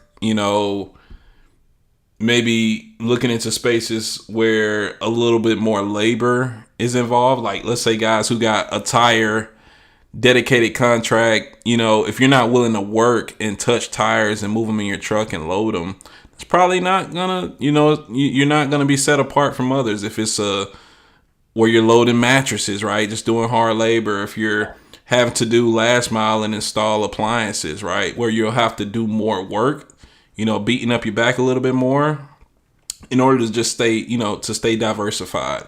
If you just want to go dock to dock, that's what most people are doing. It's a little different from my open deck guys because you guys could be strapping, chaining, tarping. You're outside, you're active, you're doing something that requires energy. You're doing over-dimensional freight, right? Whereas if you're just trying to go dock to dock in a box truck, it's not going to be much to separate you from your competition, and rates are never going to really be highly favored towards that type of work. I mean, it's the reason why the drive-in, flatbed, and reefer drive-ins pay the least, for that reason. So Yeah. if you want to kind of touch on that, Sage. Yeah, we talked about a little bit of this. Like you said, you have to look at this as if you're a business and you're selling your business to my business, right? You're presenting your business to my business. So first thing you want to do is realize that you're in sales and marketing. Every time you call a broker, you're in sales and marketing. You've got to sell yourself to me. I've got to sell the load to you, and we have to determine a price in regards to the value we can bring each other, right? It's a mutual agreement of bringing each other value. So to set yourself apart, one, you want to know your equipment and know the industry. Learn the industry. Learn logistics. Right? That's a big one. Truck drivers don't want to know. They don't want to. They just think, like, if you guys just think that freight is picked up in It's at a shipper. The shipper calls the broker. The broker calls the carrier. Then they deliver it. You're wrong. You're wrong. I mean, there's a lot to freight. There's a lot of people. The city of Boston hires a project management company, who hires a construction company, who hires an engineer, who hires a manufacturer, who hires me to deliver it to the city. That's how many people could be involved. That's why when you're waiting for phone calls, that's how many people could be involved in this chain. So one would be learn the industry to stuff. The more knowledge you have in the industry, the better you are. The better you keep track of everything you've done, your lanes, every place you've been, how many you've done stuff before, not just looking at the dashboard, but your own personal data collection. You should have that. You will set yourself apart. And then lastly, sell yourself to me. Have a portfolio. Have pictures of your truck. Make the broker feel comfortable in your communication skills, your professionalism on the phone, and the fact that you email with a signature, you look professional. And then, you have good equipment. You have equipment that here's what I call. Here's the picture of my equipment. Here's my DOT number on the door. Here's me with my smiling face standing in front of my truck that I just got washed. Whatever it is, sell yourself to that person. And then from there, continue to sell yourself. Hey, do you have any freight? Hey, I was there a week ago and I hauled this load to this load. Do you have any other? I'm back in the area again. Do you have any other freight? Drop yourself into my life, basically, by presenting yourself and making sales calls. You're making sales calls to brokerages. You're getting their text number, you're getting their email number, and you're shooting a message out to them. Hey, we're back in that area. If you got a load, I could be there Tuesday. Those are sales calls. That's how you have to look at them. And that's going to get you more business. Okay. I like it. Real quick, I don't want to use a load board. No, brokers don't want to use the load board. We hate them. They waste time. I'm interviewing 50 people for one position. I would much rather have, I do it. Just go to my crew. Just go to my guy. Or have my guy say, hey, I'm in this area. Does your customer have anything? Good question. I'm going to go call right now. Hey, I got that driver that was at there before that hauled it. You guys got another one of those loads going? Because he's in that area. My customer might say, yes. Yeah, we do. But we can probably ship it tomorrow. We're going to ship it till next week. But if you got a truck in here, let's do it. Let's make it happen. And that stuff happens. It's a reminder to me to reach out to my customers and do. I like it. Let's see if we got any other new comments. I haven't really read a comment in a while, but we've been flowing pretty good. Yeah. Look, we got 30 likes, 24 people in. We got a little over 30 at one point, and then, we dropped down, but that's pretty cool, man. That's pretty cool. Doing pretty good. This is our third live this year, so we're trying to get somewhat consistent. Hopefully we can get this week to week. Sage go live. 5 days a week. Yeah. I go live. You're a machine. 8 to 10, I do my lives. We talk about non-trucking stuff sometimes, because sometimes truckers want to talk about other stuff. Yeah. All right. So we got one guy saying, "What about government contracts for box trucks?" I don't really know too much on that lane. So, government contracts are now fed, like FEMA, and government contracts are now fed on bidding cycles because of fraud and double brokering and stuff like that. So government contracts are usually locked up by freight brokerages or larger carriers that can kind of can secure them. You have to have different classifications and numbers and stuff to do that. Sometimes they're good. It's hard for a solo guy to get a government contract not going through a brokerage. So if you're looking for that, you probably see if there's a brokerage that is moving that for you, and then you can kind of work with that brokerage to do that, because government freight can be both good and bad. You know what I mean? Sometimes I used to do government freight that, let's say we had 50 Humvees moving, right? And the lowest bidder bids $1,000. I bid $5,000, and Landstar bids $8,000. Well, then the government comes to you and says, well, how many can you move for $1,000? And if he can move them all for $1,000, he wins. But normally, if I can move 8 for $5,000, I get 8, and then Landstar gets the rest. So a lot of times they'll go with the lower bidder to move some of that freight, and I understand that because it is tax dollars. So I understand that sometimes that makes sense. Sometimes it's a contract that they have, but if it's spot market bid like moving Humvees, that's kind of how. Yeah, so you would say most government contracts really is just military loads, honestly. military loads. I mean, some FEMA Yeah. loads would be government contract. I have been under the defense. The government, the military has come into my company basically and said, "You are now under the Defense Production Act. You will do this." And I said, Yeah. "Okay, I will." But that's a little different. I mean, that's can be some type of government contract, but government contract usually would be FEMA or military, things like that. Yeah, do you think people kind of got this ideology that because it's government, like you said, it's tax-paying dollars, that government contracts tend to pay the best as far as contract rate? I mean, it's still kind of spotty. You know, you can't get a government contract for years, but yeah, I mean, it's project-based. It's project based. Like there's been times where government's paid really well to me, and there's been times where private companies pay way more than government wants to pay. So it all depends on, like I said, the broker that's going into the government contract, because they're the government's trusting that broker can do it for that price. And if they go in for a real cheap price just to win the bid, then you've got a real cheap price. So how do you think it works with military? I mean, not military, containers though. I think that's probably the ones that I did the most. I feel like sometimes those end up, going from private brokerages to, government contracts for whatever reason. But yeah, I think a lot of those are given, like containers are probably the government contracts, and I haven't done a lot with container government contracts, so I'm guessing here.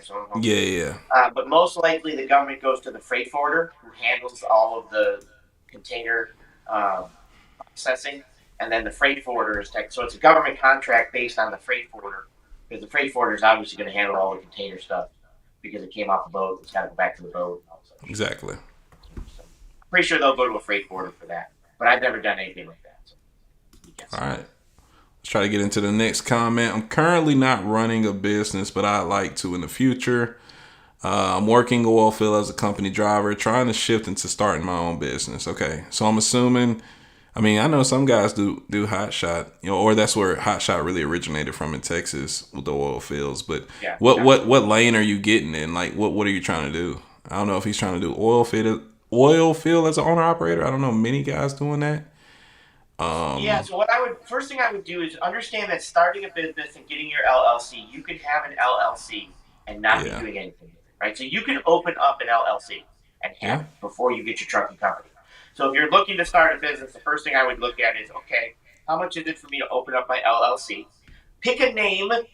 Pick a professional business name. I literally had somebody call me and say, "Hey, I just opened up my brokerage, and can you help me?" My first question is, "Okay, perfect. What's the name of your company?" Goober Logistics. I'm like, "Nope, not helping you. Try again."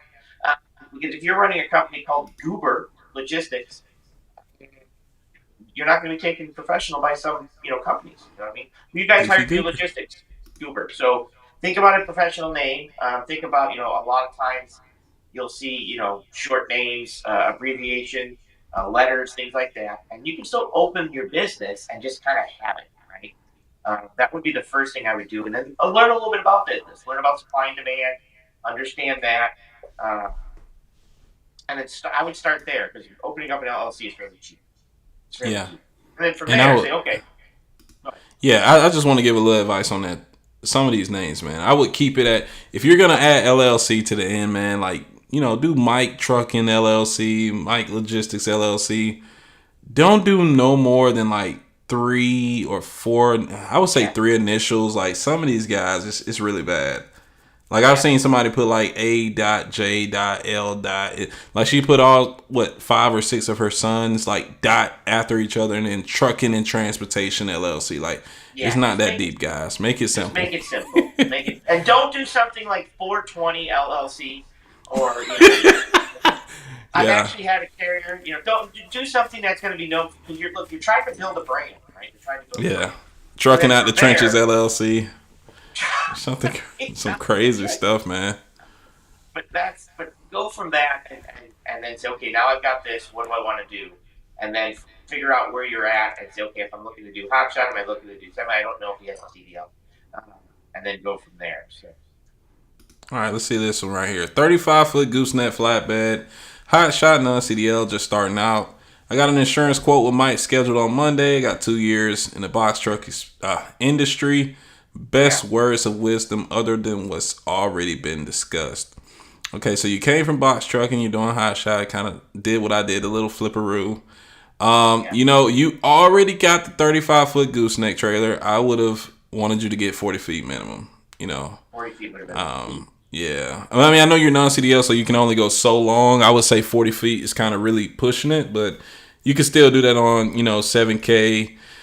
8K axles, so that would have probably been my only word of advice. But if you've already gotten a trailer, I don't want to discourage you in the decision you made. But I would just say keep watching as much content and researching as much as you can. Don't stop here. Go to other channels, check out their journeys, learn from them, from their mistakes, and I look forward to talking to you Monday.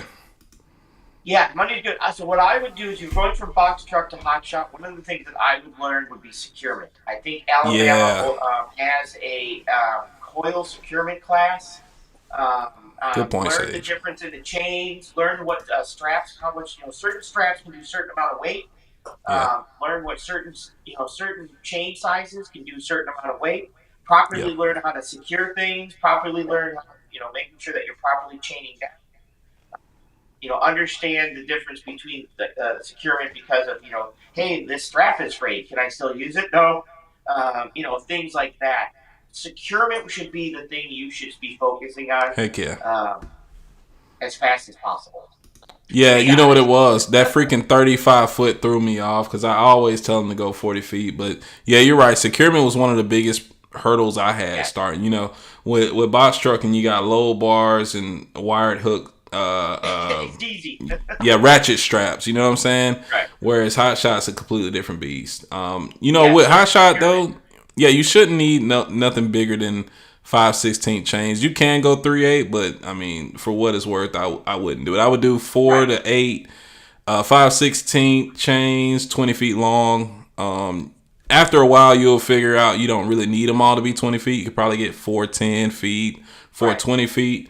But yeah, chaining for sure is going to be one of those things where, you want to make sure you know what the hell you're doing, and securing the vehicle. Cause a vehicle goes off or a cable reel that goes off, strapping is common sense. Especially if you got the winch sliding trails on the trailer. But yeah, either way, go watch some securement videos. There's so many old school truckers sitting there taking their time, teaching you how to do it on video, man. And also, if you go to shippers and they know you're struggling and you don't say anything, it's your fault if you don't get it done. Because if you go to a real trucker, and say, hey, man, I need help, they'll stop what they're doing. You don't always want to be that guy, asking for help, but they will stop what they're doing because safety is their main priority. Yes. Right? Yes. So don't be afraid to ask questions, and get ready for the ride, bro. Get ready for the ride. Yeah, besides that, definitely learn securement. And like I said, I believe Alabama has a coil securement class you can take, and things like they did. I don't know if they still do, but watching a lot of videos, understanding, like I said, the strap weights. The biggest thing I think is I do a lot of stuff. Having a strap within the first 5 feet. If you can't pull something forward, you need 2 straps within the first 5 feet, and then it doesn't matter if it needs it. And then from there, you need more. It's just understanding, because that's when you're rolling through. If DOT feels that they're going to see, they're going to look at your strapping, they're going to look at your changing. That's going to be, because that's safety. That's huge. They don't want yourself home. And understanding that, is a big one. If you strap something with air in the tires, and eventually your strap loosens up because the air might deflate the tires. Mostly for stuff I kind of haul. I don't know cars, but just understanding it's huge. All right, let's see what we got for the next question. Where are we at? All right, so what if the company is the company ran by veterans, or what if they're a company ran by veterans? I'm not too sure what this has any correlation I think with. he's bringing up is that there's a lot of businesses out there that will do women-owned company. They're looking for women-owned companies. They're looking for veteran-owned companies. You have to get certified for that. It's not just like, hey, I'm a veteran, I'm open a business. You have to get certified to be a women-owned company, and that's something you'd want to look into. I haven't run into in my 20 years of moving freight, I have only once been asked if I was a woman-owned company. Once. Wow. In 20 years of moving freight. So, and I've never been asked if I was a veteran-owned company. So can it benefit you sometimes? It can. If you want to get certified for that, look into how to get certified for that. And I'm guessing that's with government contracts, right? I believe it was took out the Yeah. contracts. Correct. Yep. Okay. Let's see. Can I open the LLC in another state than the one I live in? I'm gonna give you the insurance agent answer for this, right? Insurance companies don't like that, right? If you can't prove that you have a physical address for actually garaging the truck and receiving mail, having a valid bill going to that address, sometimes these policies get flat canceled depending on the carrier. They have cracked down really hard on misrepresentation of where your carrier or company is based out of. So I would always be honest. This is especially with guys like out of Florida, Louisiana, because we know the rates tend to be a little higher for California for insurance overall, like for any insurance. But they will do some digging. If things don't add up, they can see based on the ELD data where you're parking the truck, where you're at. So it usually doesn't end well. I mean, it starts off great. You get a great rate. You're, got insurance out of Indiana and everything, but it doesn't end well. So I would say you want to represent it as correctly as possible. Now, if you have two business owners, right, a real business owner, and you guys are 50-50, let's say members, partners, right? If 49. Don't ever go 50-50. Don't ever go 49-51. Correct. Oh, good point, Sage. Yeah, all right, so if you're in Florida and your partner just happens to be in Ohio and you want to represent the company being based out of Ohio, like I say, you're just going to have a physical address for the FMCSA to send mail to. And as far as garaging the truck, you got to have mail going there and be able to prove that a commercial vehicle can actually be parked in this space. Because what a lot of guys are doing now, they'll get those virtual addresses, man.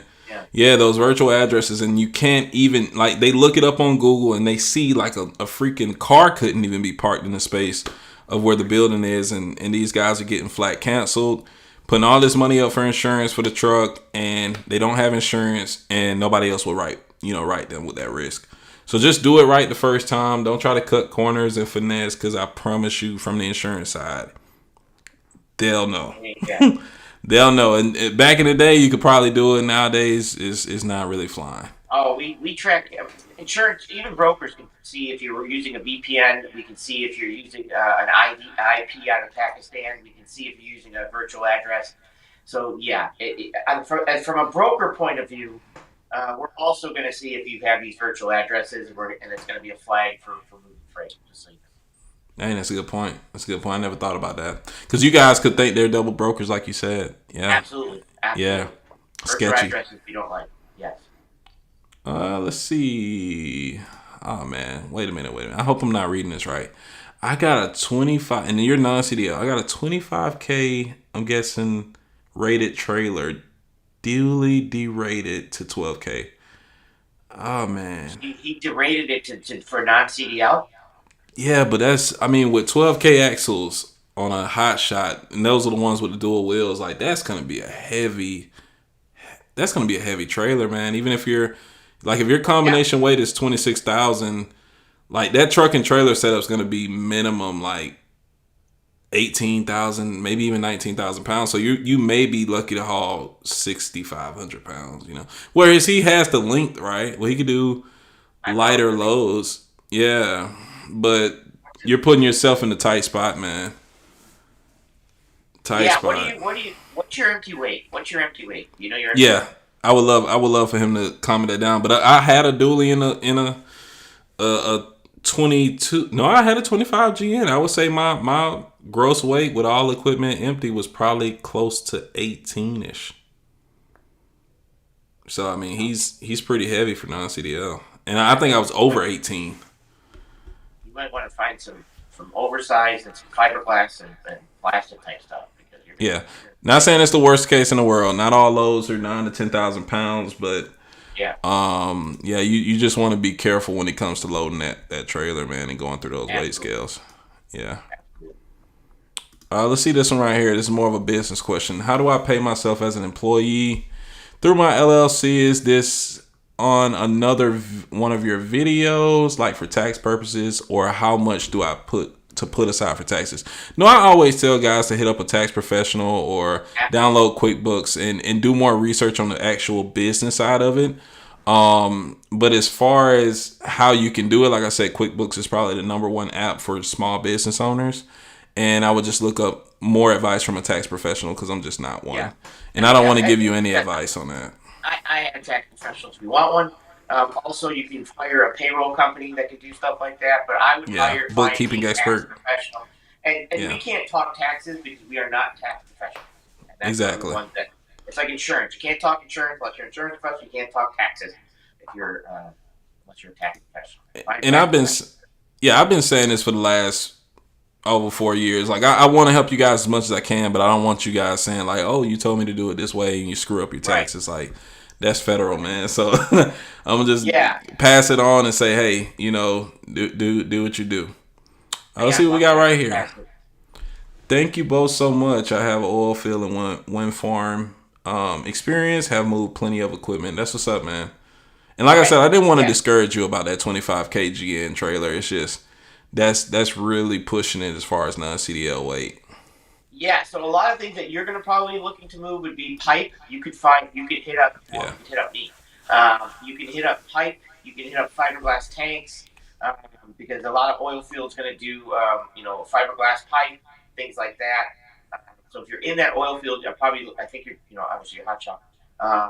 That's what I would look to do if you know oil field contracts. Try to figure out who's bringing in the pipe that you guys are putting in, and maybe the fiberglass tanks that you guys are moving. If you're I'm an oil field, so that's kind of what I know too. Look up that type of stuff. Nice. All right, so let's see this guy right here. If I live in California, but the LLC is in Arizona, can I get an insurance quote for Arizona? All right. So if you live in California, let me put my camera on. If you live in California and you're garaging a truck in California, I tell this to my guys all the time. And I can't lie, Arizona probably does have decent rates. If you are misrepresenting where you are garaging the truck, and I'm not just saying this just to be professional and correct. I'm saying this as a friend. You will get flat canceled when they find out. All right. Because it's not very hard. Explain to them what garaging the truck means. Tell them what okay. They understand that. In layman's terms, garaging the truck is if you're not operating, where is the truck going to be, right? Because you're not going to park the truck in Arizona and get a plane ride or an Uber all the way to California. So it's honestly going to end up being probably a written rule in the future, just based on how we write policies. That is your principal place of business or home. They want the business address to be as close as possible to your home address because they know for a fact, especially for my guys who are doing hot shot box truck, especially hot shot and cargo vans, like it's a personal vehicle. Like you guys are not parking it in one state and flying to another state or driving because guys just misrepresent so hard. I mean, they'll say a guy who's living in Florida will say that they're garaging their truck in Wyoming. And it just makes flat out no sense. There's no data, ELD data of you being there. And the garaging address you're using 9 times out of 10 is a virtual address that 20 other carriers are using. So it usually does not end well. I'm not saying this so you guys can pay higher insurance prices. It's just the reality of the situation. I didn't live in Georgia and represent that I lived in, let's say, I don't know, Kentucky or something. You know what I'm saying? Kentucky doesn't have a lot of... Don't do Kentucky anyway because it does not have a lot of options for insurance. I'm just saying I would not misrepresent where I garaged or parked the truck when I'm not doing anything. It just doesn't work out well in the long term. Especially if you're a hot shot and you're dropping that trailer and driving around in California with that pickup truck and going to pick up other things in your home time. Because what they're going to basically say, hey, darn, I just got into a fender bender over here in California. Well, what were you doing in California? That's where I parked the truck. Exactly. And so next thing you know, you're canceled, right? And this is so that's the problem that you're gonna run into. And that's why I kind of stay away from these right here, right? Whereas just being honest, you know what I'm saying? Like I can tell when you guys ask these questions, it's not out of curiosity, it's more so out of trying to set your business out of it. And I don't want you guys to set it up incorrectly because by the time you guys are actually ready for insurance, you guys get ready and we ask you with confidence, is this where you're parking the truck? The liability is then on you to tell the truth. If you misrepresent and do it the wrong way, it's basically just insurance fraud. But I'm not responsible because you represented it that way. I'm just not going to be the agent to keep writing policies or write a policy for guys who are going to misrepresent with the garage, and because that affects my license in the long term. So it's just me being honest with you guys, and it's not a happy feeling when you've been in business for 3 to 6 months, you just got on your feet, and then your insurance company flat cancels you for doing the wrong thing, right? Yeah. Good questions, though. Good questions. One of my crews in there, Jenny in the Bottle. We're gonna have her on too. If you guys are out there, Jenny in the Bottle down there, she does collections. So if there's a broker or customer not paying you, we're gonna bring her on the show, and she's gonna basically be able to handle some of your collections. Like, I want her to explain what you can do when brokers don't pay you, when brokers pay you late. When you got to fight for money and stuff like that. So that's something that she does, because this is a problem in the industry that a lot of carriers come and say, well, this broker didn't pay me. I don't know what to do. I guess I'm just out the money. No, you're not. No, you're not. We're gonna explain to you how you are entitled to that money through different things like Carmack and bonds, the broker bond, and the shipper is required to pay the invoice even if the broker doesn't. So there's a lot of. We're gonna bring her on. Can hardly hear me. Oh. Yeah, we can hear you. We can hear you. Yeah. No, I can hear you. I can hear you pretty clear. Yeah, she's got to turn your headset up. See what I'm saying? My crew's already coming in, and they don't know how to work the volume. Anyways, but no, so that's what we're gonna bring her on too. So we're bringing a lot of people on, so you guys, be a part, be more educated. Heck yeah. And believe it or not, Sage, we actually got through the entire presentation, man. I can look down and see if I got any other, off the wall questions, something we can get into that could be pretty entertaining for these guys to listen to and learn about. But other than that, man, I think this was an amazing show. I can't believe we did it in an hour and 40. I just knew this would be. I talk a lot when I rifle through it. And here's what we're going to be doing too. So you guys got subscribe, got share this out. I'm not just saying it. Is that, like I said, we're going to be doing a lot more. I have another. We're going to be cross streaming stuff like this. We're going to be doing call-ins. We're going to be bringing out and people for collections. Mike, I'm telling him to set up a membership so we can have membership videos because there's going to be times where we're not looking for all the money type stuff, but some stuff that we can definitely for sure, man. We got Axel.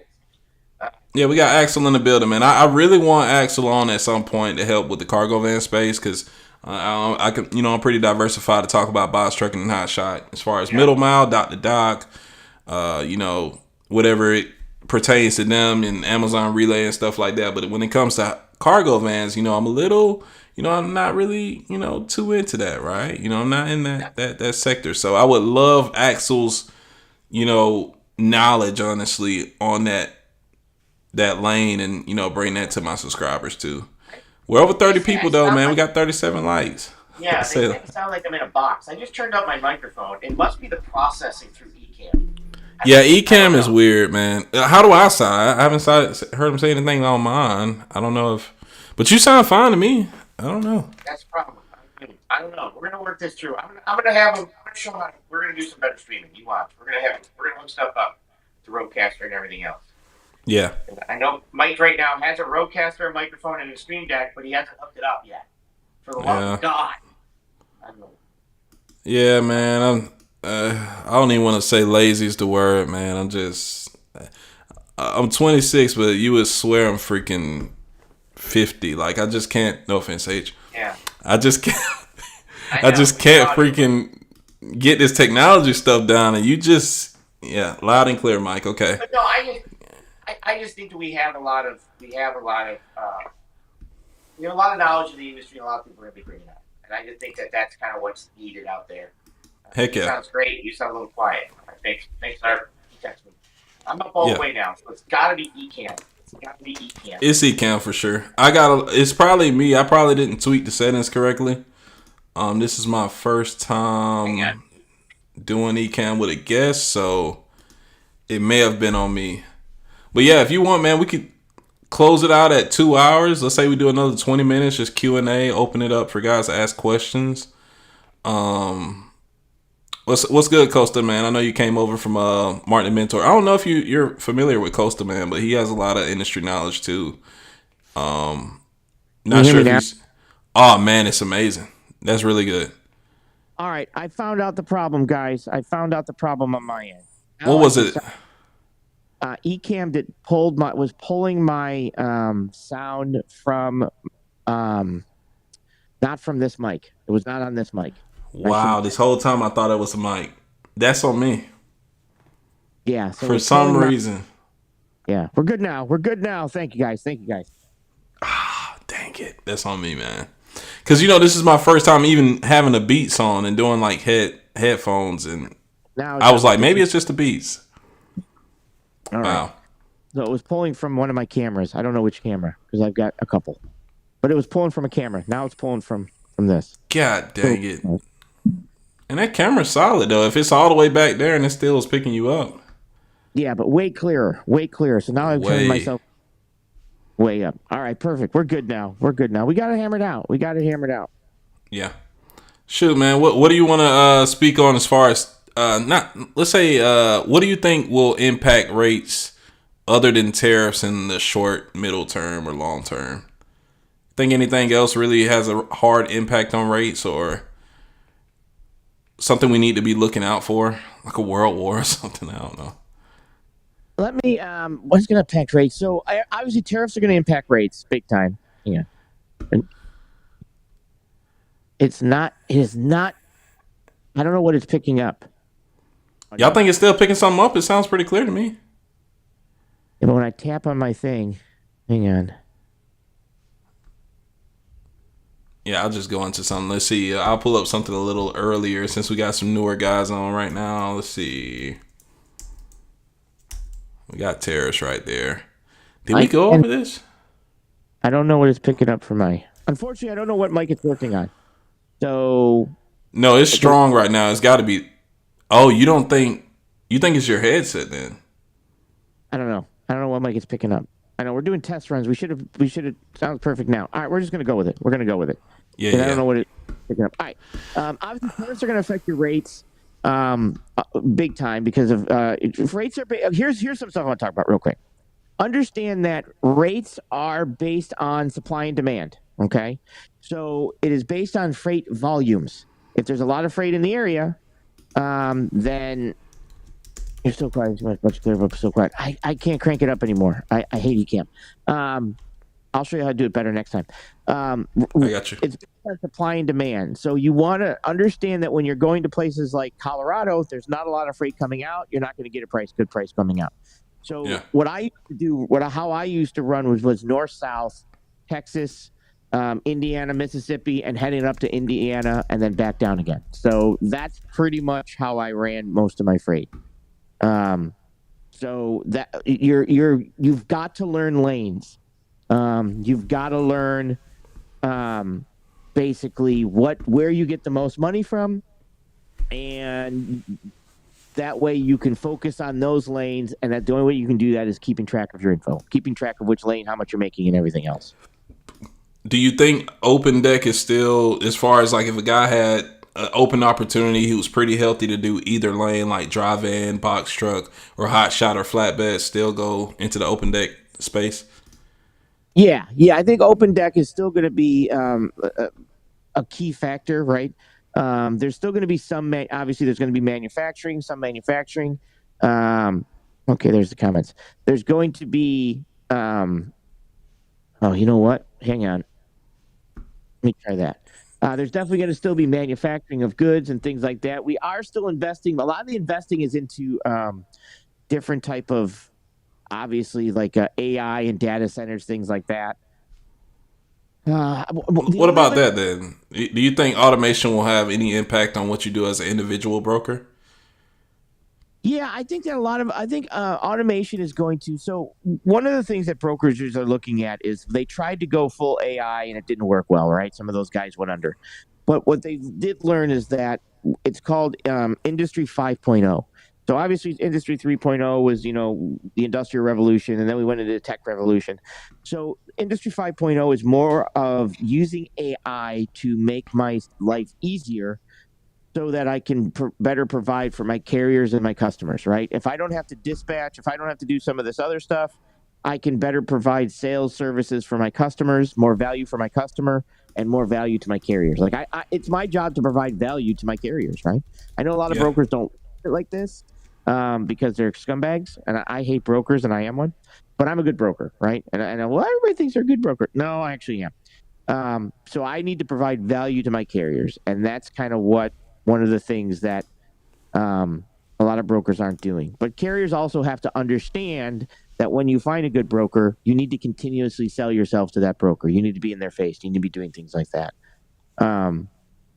The other thing I want you to understand with Open Deck is as things get more expensive, as tariffs kick in, as inflation kicks in, the amount of insurance that you have for your load is important. You might have 100,000, and that product used to be worth 100,000. Now it's 125,000 on your truck, and you don't have enough insurance to cover it. And I know nobody wants to pay insurance, but I'm telling you, you will find out how important insurance is when you break something that's worth 125 and you only have $100,000 worth of insurance. You will understand the importance of insurance. So what I do want you to understand is be knowledgeable about the value of the loads of the product that is being placed in and on your truck. And make sure you have the insurance to cover it. Heck yeah, especially cargo, man. And I know that's what you're touching on. So that's a good point, man. How do you feel about guys who partial up their trucks with multiple loads, not knowing the value of each load? I will not allow you. I will pay if I put one ladder. I have shipped one ladder on it. I will not let you partial that, and I will pay a full load price because guys take partial loads, put them together, and then end up with $150,000 worth of value on their truck, and they only have $100,000 worth of cargo.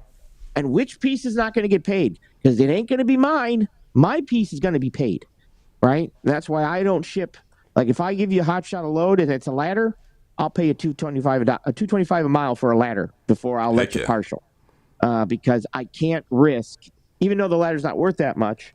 I'm just giving that as an example. I can't risk you partialing my loads, and you not having enough insurance to cover my load.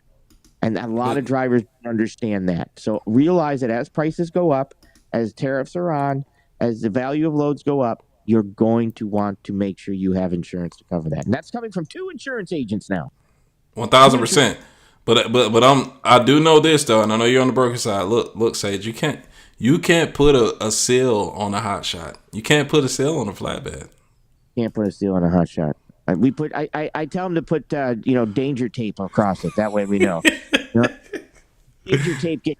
No, I'm just kidding. But yeah, you're right. You can't put a seal on it. Yeah, you just gotta trust that the carrier is gonna do what they do best, man. And that's tell the truth. They gotta tell the truth, man.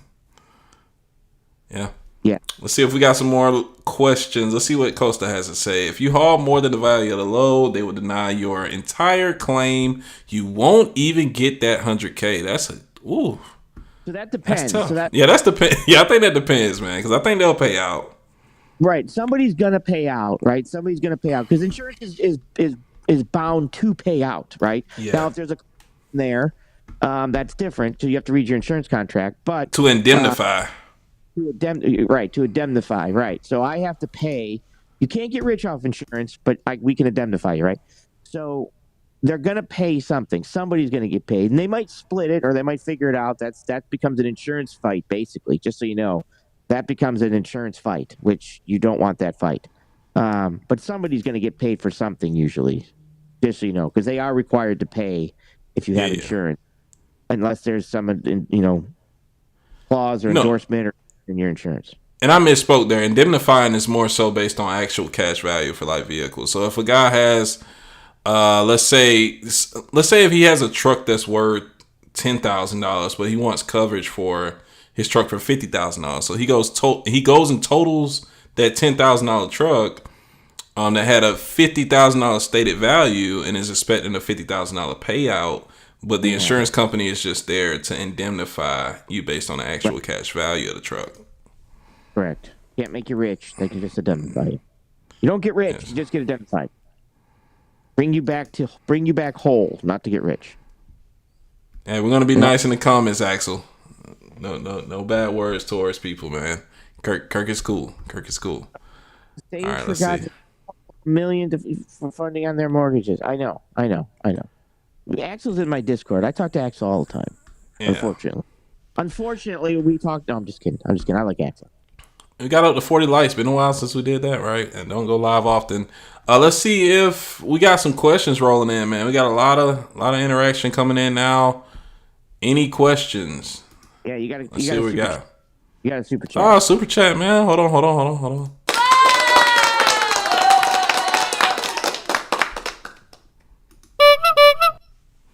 All right. That's good too. Oh, yeah.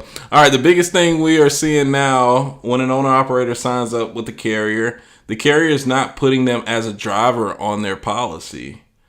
All right. Let's see. When an owner-operator signs up with the carrier. Okay. I see what you're saying. You're saying the guys who own the carrier are not adding guys who are leasing on to their authority as a driver and adding on their equipment to the liability and cargo, I'm guessing. Yeah. To where they're basically probably got a non-trucking liability and bobtail policy, but they're not really listed under anybody's liability. And that can just be a mess. Even if they have their own liability and cargo, right? And you don't put on their decals, but you run a load for somebody else. That's literally the damn definition of double brokering, right? Whereas I'm giving you a load, but you're not under my insurance. You don't run for my company. You're just basically a dispatcher, a middleman taking another cut, but you don't really have them listed as an extension of your company by leasing them on correctly. So this is what's happening a lot. And guys ask me all the time, do I just add them on as a driver? Like, no, you have to add their vehicle on for liability and insurance, like fully. Liability and cargo, not physical damage though. Yeah. So I don't know if you deal with that a lot, Sage, but that could be super nasty if a claim happened, because I think both insurance companies will try to reject it, right? Whereas if you're the carrier with the load, technically it's supposed to be under your insurance, but you didn't haul it. So why would I cover that claim if my driver didn't take the load, right? But at the same time, bro, like, who should really be liable? I think both of the carriers are going to get screwed up on that. So yeah, I understand. So brokering, illegal broker freight is my MC, my broker MC gives your carrier MC the freight. You must haul it under that carrier MC. That's a legally brokered load. A co-brokered load is my MC gives another broker's MC the freight, and I know they can't haul it because I gave it to their broker MC number. And they go ahead and co-broker it under a contract. Maybe they give it to the rail. Maybe they give it to a local carrier. Maybe they do something I don't do. That's co-brokering, right? Yeah. Double brokering is my rate con has my MC number, gives your MC number, a carrier, and you don't carry it. You cannot, in any way, shape, or form, broker the freight. Your MC number and give it to anyone else's MC number. Only I can. Because I am the originator of the contract of freight. So you can get it back to me and I can change it, but only I can take it off of your MC number. So you are required to carry it under the MC number that is on the contract, which is the rate con. If you don't do it, that's double brokering. 1,000%. Yeah, insurance fraud. Oh, let's see what we got right here, man. I just pulled up the national spot rates right here. Say we got flatbed off to a hot start. I don't really think anybody who watches the channel really, I never see reefer comments, but I just wanted to pull this up just to throw some data on the board. You think, what do you think we're going to be for April? You can kind of see flatbed is tending, it's going up. I guess it's for my flatbed hotshot guys. It's freight rates going to start trickling up for open deck freight. And for dry van and reefer, are we going to keep seeing a decrease? Or, I'm not too sure. Leave with tariffs. So I believe open deck is going to stay a little bit standard because a lot of open deck freight is not, it's not contracted freight per se, but it's something that it is shipped out that businesses already know that it's being shipped out. Like, so. Yeah, the projects, right? Project freight, right?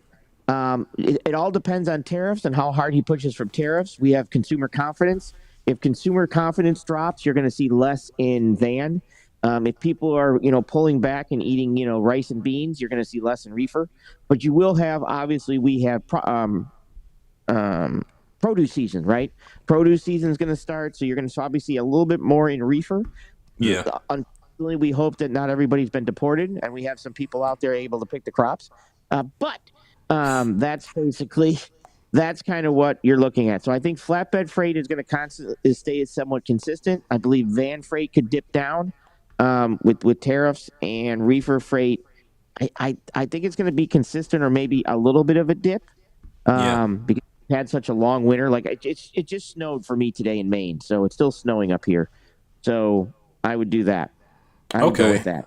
And that's weird, man. You can kind of see the correlation with van and reefer. It's almost like they're moving the same, Whereas I kind of know the first quarter for vans are usually always slow. So maybe we start seeing them trend upward soon. But, reefer, I thought produce season actually started. Well, not season, but I guess it kind of started last month, I thought, You're starting to see more as the weather starts to get a little bit better. Yeah. But, that first month is usually a slow, gradual pop-up, and then, start to see it. The issue is, what are tariffs going to do? That's going to shake the market. Are they going to start saving their money? What's consumer confidence? Do they not feel good that they're going to go out, people not going out there and spending money?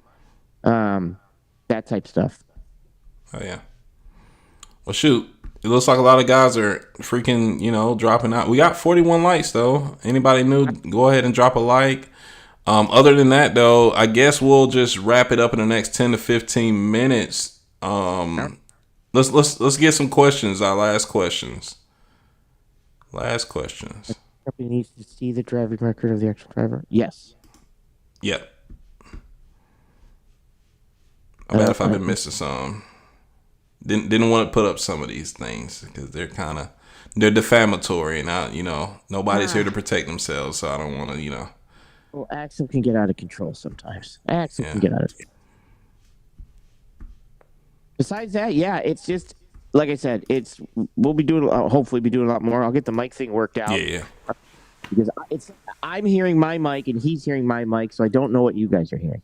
I know for a fact it's your mic now, but beforehand, it had to have been the camera because it didn't sound like terrible quality. It probably was just a little lighter. But I assumed it was from my beats because I never wear my beats on live, so I thought it was my audio. On my mic, you can't hear that, right? Yeah, I don't hear it at all.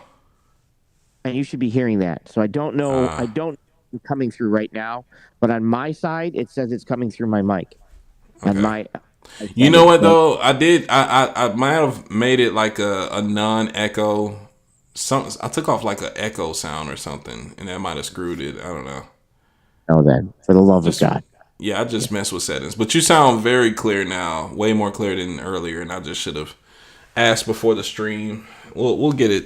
It's the first time though in a while, so we'll get it right. Do I have any chat up here? Besides that, yeah. So we're figuring out why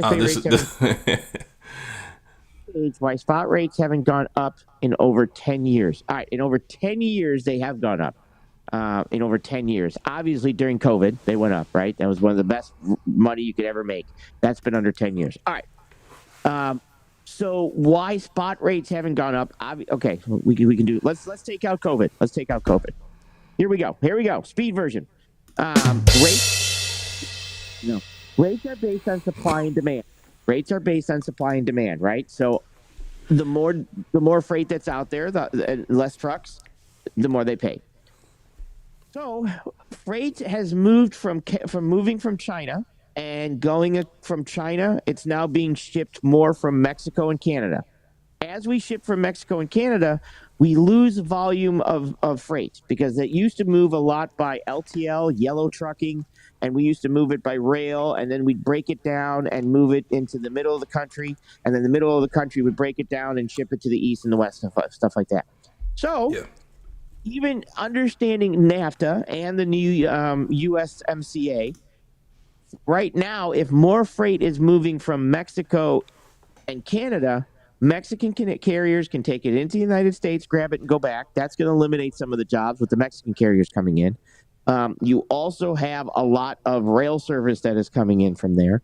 Why rates haven't gone up, you're not going to like this, but trucking has gotten over the years, and I even people say, well, from the 90s, why is it, why haven't rates gone up from the 90s? Why don't truck drivers make truck driving has become a lot easier. I know you don't want to hear that. Now people are going to argue with that. But when I started driving in 1998, we had to shift gears. I had to read a map. I didn't have a GPS. I drove a cab over. I didn't have a TV set and a refrigerator and a small studio apartment.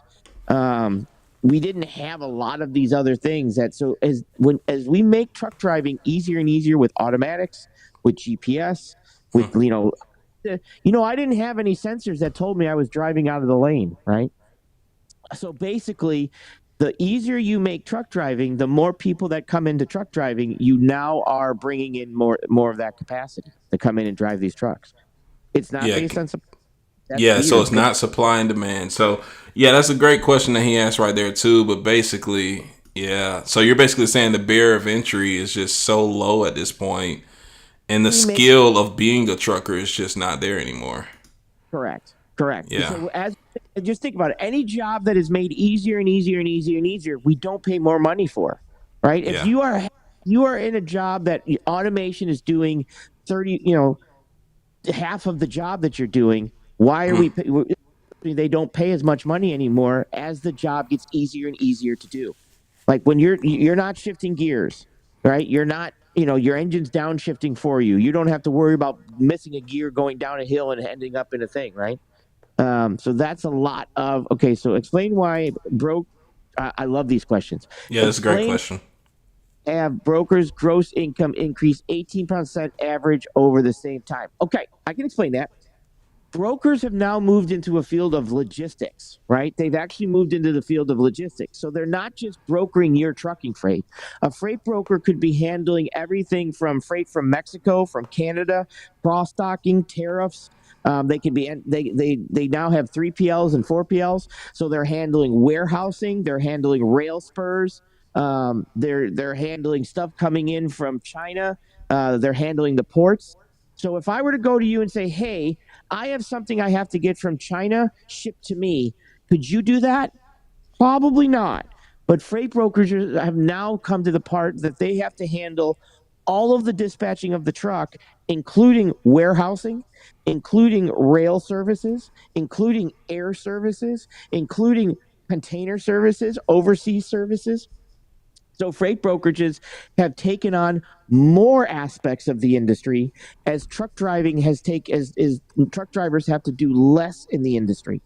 Can I ask a question there, Sage? Yeah. Would it be safe to assume, and I hate to cut you off because you were really cooking there, but is it safe to assume that brokers have kind of taken more of the overhead costs too with that gross income increase? Correct. Yeah. Have and understand that I have, like when I had my brokerage, like I said, which I just recently moved over to become an agent, my insurance, I had contingent insurance, which cost me $30,000 because I had to carry $5 million liability and 250 cargo. Contingent cargo, right? Yeah. You now have brokerages that are fronting the money. I front the money to you guys before I'm going to be paid, right? So now I'm now a factoring service. So you're seeing logistics companies and brokers becoming full 3, 4, 5 PL broker, logistics services for shippers. That to the point that here's another example. You have brokerages that supply TMS and 3PL services software to shippers, right? They actually give, like, I have one of my customers has a 3PL that handles all of their invoicing and gives them software. Oh. So the software so that they can keep track of the shipments. I can keep track of the shipments. I mean, there are customers that I don't handle them anymore. I used to know when they needed their freight before they know they needed their freight because I see the algorithm saying, hey, you're going to need another shipment of this. I'm going to go ahead and start the process for that. Right. So you're seeing brokerages making more money because they're doing more things. They're literally doing more and providing more value on a larger basis, and even setting up last mile. and like that, where they didn't do this stuff before. So as they do more, they make more money. All right. That's a good point. I don't really have too much. So I know you guys work real hard. It's really easy as the truck driver to get like very frustrated, especially with pay kind of decreasing over time or staying the same, to kind of point the finger at somebody else, not really knowing. And I know Costa's not that guy, but newer guys, especially, or guys who are a little tenured, just don't like brokers, not realizing without them you wouldn't have freight because you don't know how to sell yourself to a shipper, or you probably just don't have enough to offer to them. Because if I'm shipping out 150 loads every single week and you got one truck to do 3 of them, you're not really a necessity to me. You know what I'm saying? A lot of times that I'm handling the inbound and the outbound traffic for my shipper, right? It's not just outbound. It's like inbound rare, raw product coming in, outbound manufactured product going out. I need to know when the raw product needs to get there and stuff like that. Where's the raw product coming from? So it's understanding that logistics in the big picture of logistics is it just does way more nowadays than it used to do. It especially when we do have so much stuff coming in from Mexico, Canada, you know what I mean, and China and other countries. Either way, man. Yeah. Either way, man. Great questions, man. Great questions. You got one more. Let's see. That's not the data I see from the federal data I see. Tell me the federal data you see, because I don't know what to tell you. Then I gave you an answer. I backed the answer up. I mean, that's one of those things that it's like, okay, if you know something that I don't know, when I've been a freight broker for 20 years, give it to me. But I'm just telling you that they do more. That's fair. No, I think and Costa's a very passionate carrier. He wants carriers to do right, and he's actually going after a lot of bad apples in the trucking industry. So, who are not really setting up their lease on drivers with the proper insurance. Like we had one guy, not to go too specific. He signed up your screen. Oh man. Oh, what happened? Can you hear me? I can hear you. I can't see you. You know what? My camera's back there. It just I gotta change out the battery. let me put this up on the screen. God dang it. Let's put. I can handle this situation. I swear to God. Yeah. Go ahead. All right. But no, and I understand that a lot of the stuff they're going to see, no, we're taking all the money, we're doing this. But some of the issues you're going to want to think about is customers are not just shipping goods, right? Customers are looking at this and saying, hey, I want this to go on the rail, or I need, how much freight do I need before the rail is a better option for me, right? Because if you're just moving one trailer, rail's not a better option. If you're moving 2 trailers, might not be a better option. If you have 3 trailers to ship, well, the rail might be a better option, right? Do you have a rail spur? Things like that. So logistically, the world is becoming, supply chain is becoming, it's a lot more complicated with the amount of ways that we can ship things, where we get things from. Now dealing with tariffs. Shippers don't want to deal with tariffs. They need somebody to tell them, hey, how much is my tariff going to be, right? How much am I going to have to pay for this? So now you have a logistics company that's looking for a customs broker, and they're going to, I've had to go to custom brokers, and I've had to set the custom brokers up for my shippers, and just so we can get the tariff paid so we can get the freight into Canada, right? So there's just a lot more. And I know look, I have a CDL license. I have a CDL. I've driven truck. I've been over the road. I've been an owner operator. I've been a carrier. I am a broker. So I've seen all the sides of it. And like I said, I remember driving truck with a map, with no GPS, having to shift gears, having, a cab over, or not having a refrigerator and all this stuff in the truck. So you think as more automation comes in the future, is going to keep really affecting the drivers, honestly, because it's just lower cost lower cost to enter, lower barrier of entry as far as skill. Correct. Automation in trucking is just going to get better. If anything, they're going to have cameras driving the truck, and then a driver's still going to have to be in there due to liability concerns. The same way a Tesla can kind of drive itself, but you got to touch the steering wheel every, 20 seconds or so. You're thinking it's going to be something like that in the future? Shippers have paid more minus the pandemic. Okay, we can throw the pandemic out. Oh, let's see it. Brokers have made more, carriers have not. Perfect. I just answered that. How much more value has logistic companies brought to customers? And does that value, you pay for that value if you're a shipper, right? How much, when it comes to carriers, is it easier or harder to drive a tractor trailer now than it was in the 1990s? I don't know how long he's been driving. But is it easier or harder to drive a tractor trailer now? If it's easier to do something, we don't pay as much money to do it, right? If we can start taking people, like I say this all the time, you truck drivers should make $100,000 here. Perfect. Well, there are truck drivers in Africa. There are truck drivers in India. There are truck drivers in Korea. Like there's truck drivers in every country driving trucks that they can come here, and now they have automatic trucks. They have GPSs that tell them where to go. They have sensors that tell them not to drive off the road. They have all this stuff going on. Like it or not, the easier something gets, the less people pay for that position, right? Yeah. So I kind of explained that to. Is that Kurt? Is his real name? Is that Kurt for short? Okay. No, that's not Kirk. This is Costas. Kirk is another guy. He does he has a dry van out of it. So name an industry whose income has decreased over the past couple years of decades. Name another one that has decreased over the past couple years. I mean, I could probably look it up, but let me think of something in the hand that has decreased. Well, I don't think your pay has decreased, because I know for a fact I started driving as a company driver at 19 cents a mile, and I'm pretty sure nobody's making 18 cents a mile as a company driver, right? Yeah. Now, if you're a business just starting out and you think that your business, that businesses normally go about 3 years and turn no profit. Their first years, they might turn no profit.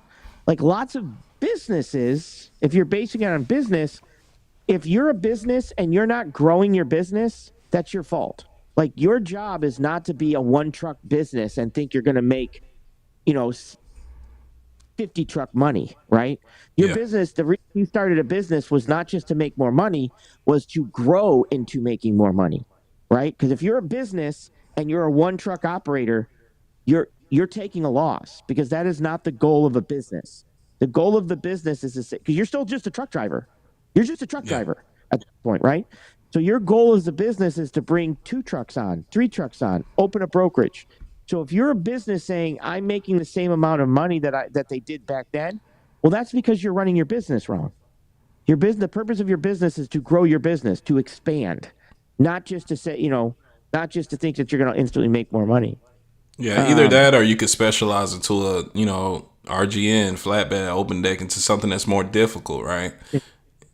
If I were you see the data that we see does not support what you're saying respectively. I don't know what data would you say that doesn't show that brokerages do more now than they did before? How is that possible? So I don't know. Yeah, I think he's just a very passionate carrier, man, and that's something that we'll have a call in at some point, and he can view his points, because I respect Costas. I think he's a very respectable person, man, but at the same time, he probably doesn't get to talk to a lot of freight brokers, and he doesn't realize I've heard negotiations with Sage, and he's not a guy who posts a load cheap for a truck. He doesn't talk to a shipper and say, hey, I can get you this rate, until confirming what his carrier wants first. That's how a broker's relationship is supposed to work. So he said brokers don't put their life on the line. Respectfully, I disagree. It's harder now. Okay, it's not harder now. It's more dangerous now, because there's way more people on the road that shouldn't be on the road. So it's not harder to drive a truck now. It's 100%. I'm telling you right now, it is not harder to drive an automatic than it is a standard. It's just not. Yeah. It's not. It is not. I had to read a map. You have a GPS. I did not have a GPS. So it's not harder. It can be more dangerous because of the other people on the road, and more people on the road, more trucks on the road, more logistics is happening. So as more logistics is happening, it becomes more dangerous, but it does not become harder. And the problem is that one of the ways you protect yourself from it being dangerous is what? Insurance, right? Yeah. That's one of the ways you do that. But in regards to the job itself, I was in the military. My job was way more dangerous. And I was paid very little money for what I did in the Coast Guard, doing search and rescue, out in bad weather, trying to save people, right? Yeah. Yeah, definitely. You know what though? I'm guessing he's saying, when it comes to regulation and maybe cost of operations in a business, like maybe running a business in his sense is harder now than it was back in the day. But I think Sage's argument is, well, the barrier of entry when it comes to skill and actually being a top 10 percentile driver, it's like it's not much skill anymore. Correct. Right. It is, and their drivers don't like to hear this, and I understand, but I'm giving the reality of it, right? Forget the map. Is there more or less regulation? Well, there would be more regulation, but it's less regulation if you're talking about deregulation, because there was way more regulation before under deregulation than there is now, to be honest. But deregulation allows you to be a carrier when you wouldn't be able to be a carrier before. All right. But I had health insurance and the best medical coverage out there. The best medical coverage doesn't cover death, right? So I'm not going to look at somebody that was in combat and say, look, you got the best health coverage out there. Just because they're shooting bullets at you doesn't mean it's not dangerous, right? So that's one of the things that, and I appreciate things for the service, but I'm just saying that, like I said, there's a lot of people that I understand truck drivers want to make the most money, but understand you make the most money by expanding your business.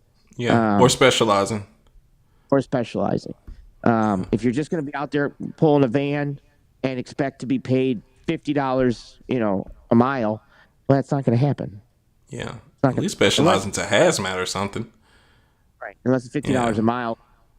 For 3,000 miles, it's not going to happen, right? Yeah. What value do you bring? That's a key thing. What value do you bring? What value are you bringing? How much value can you bring? Can you move freight by rail? No. Okay. Can you move freight by air? No. Okay. Can you go ahead and cross dock this and store this for me in a warehouse? No. Okay. Can you bring it from China for me? No. Okay. Well, this other guy can. So what value do I bring? How much should I be paid for all of the knowledge and the stuff that I can provide a customer? How much value should that pay? Great point. Right? And that's what drivers, that's the logistics. And that's understanding logistics. That's understanding logistics compared to understanding truck driving. Yeah. All right, man. I think, like I said, man, we've been on here for about 2.5 hours now.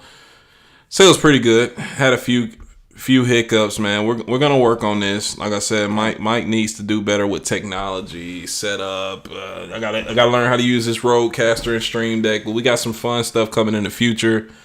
Sage, as always, I really appreciate your time, industry knowledge, not being afraid, to combat hard questions and just keeping it real and authentic the way you are. You know what I'm saying? I 100% respect your questions. 100%. I have no problem answering them. I want to be honest with you guys, because I do believe that if you understand logistics, if you understand what's happening over here on my side of the street, it will make you better and you will grow. And I will say, well, then maybe it's time you get a brokerage, right? How do we set you up for a brokerage? That's what I want. I want you guys to grow your carriers. I want you guys to be out there and doing better. I mean, like I said, I'm just being honest with you with things. So now that you know that it's easier to get into the industry, you have to look at that and say, okay, this is happening. That's true. It's easier to drive an automatic. It's easier to do this. But how do I make myself more valuable than the guy who can't drive a standard? Like it might be easy to come in, but how do I make my company, how do I market and sell my company and brand my company to be better than the guy who can't do that? Right? So use that to your advantage and say, look, you go to a customer and say, look, my rate might be more expensive, but the problem is that the barrier to come in is so low that you're going to have carriers out there that are wearing, flip-flops and ended up killing a bunch of people. And if that's the type of carrier you want, their rate might be cheaper than mine. But understand, my rate's a little bit higher because this is my business. And I'm professional with it. I understand the difference, and I'm out here to do this. And that's kind of one of the things that I've been doing it. I've been driving truck for 11 years. Been driving truck experience, not just driving, but understanding the equipment. And yes, that's huge. That's huge. Great Like I said, I've job. been in the 20 years. Understanding the knowledge of the logistics side will make you better at what you do. I promise that. Yes, That being sir. said, never. So we better cut this off because I'll talk until like midnight. I know. Look, we'll be back next week. Let's make this normal. Let's make this something normal on Sunday. Last week I was out in Orlando and then Atlanta on the weekend, and then the week before that I was kind of sick, so I wasn't on. But this is going to be a weekly thing that we continue to do. Make sure you guys drop a like, drop a comment down on what you guys want to see next, and we could probably cover it in the next episode. What do we call this? Next live stream? What do you want to call it? And you guys, real quick, I want to put this out there. So I have a factoring deal I want to put out there for both a carrier and a brokerage. So if you want to get set up, it's a great factoring deal with a great factoring company. It's with Triumph, and I was with them for 14 years. If you need a factoring for a great rate, no ACH fee, and that'll work with your carrier and your brokerage. So if you're looking about get a brokerage in the future, make sure you get set up with one that covers your brokerage also. Go ahead and reach out to me. Sage Outcast. Just I do a call-in show. You can email me. You can put something in the comments, and I'll put my email out there. Sage at sageoutcaststudios.com, or you can text me. Either way. Oh, I can't activate my button, can I? No, I can't. Either way. Yeah, we'll do this right here, man. I think it was a really good live, man. I really enjoyed it. Like I said, this won't be the last one. Of course, you guys know I do insurance, so check the link in the description if you guys need a quote filled out. Also, consultations, that link will be in the description as well. Any links to help you out, any referrals, load boards, factoring, fuel cards, check those in the description as well. I'll add Sage's, what is it, tabs? You said Triumphs? In the in the description. You just have to put my email address because they got to email me, and then I email. You don't have a link? You don't have a landing page for that? Because I don't want a landing page because I like talking to the person. And reaching out. I never had a landing page. I just talked to them. And just so you know, I'll tell you what. Mike passed that insurance test, and I just passed that insurance test. That's the hardest test I ever taken in my entire life. So passed that thing first try. Took me 3 times on the casualty side. Just so you know. Just so you guys know, it's a tough test. Yeah, man. Yeah, a lot of people don't know I was majoring in computer science before doing trucking. So I mean, if I could pass calculus, I'm pretty sure I could pass. But it was tough though. It was pretty tough. Yeah. I can't get my microphone to work. What's going on here? All right, we'll get it. Good. All right, guys. See you guys later. Peace.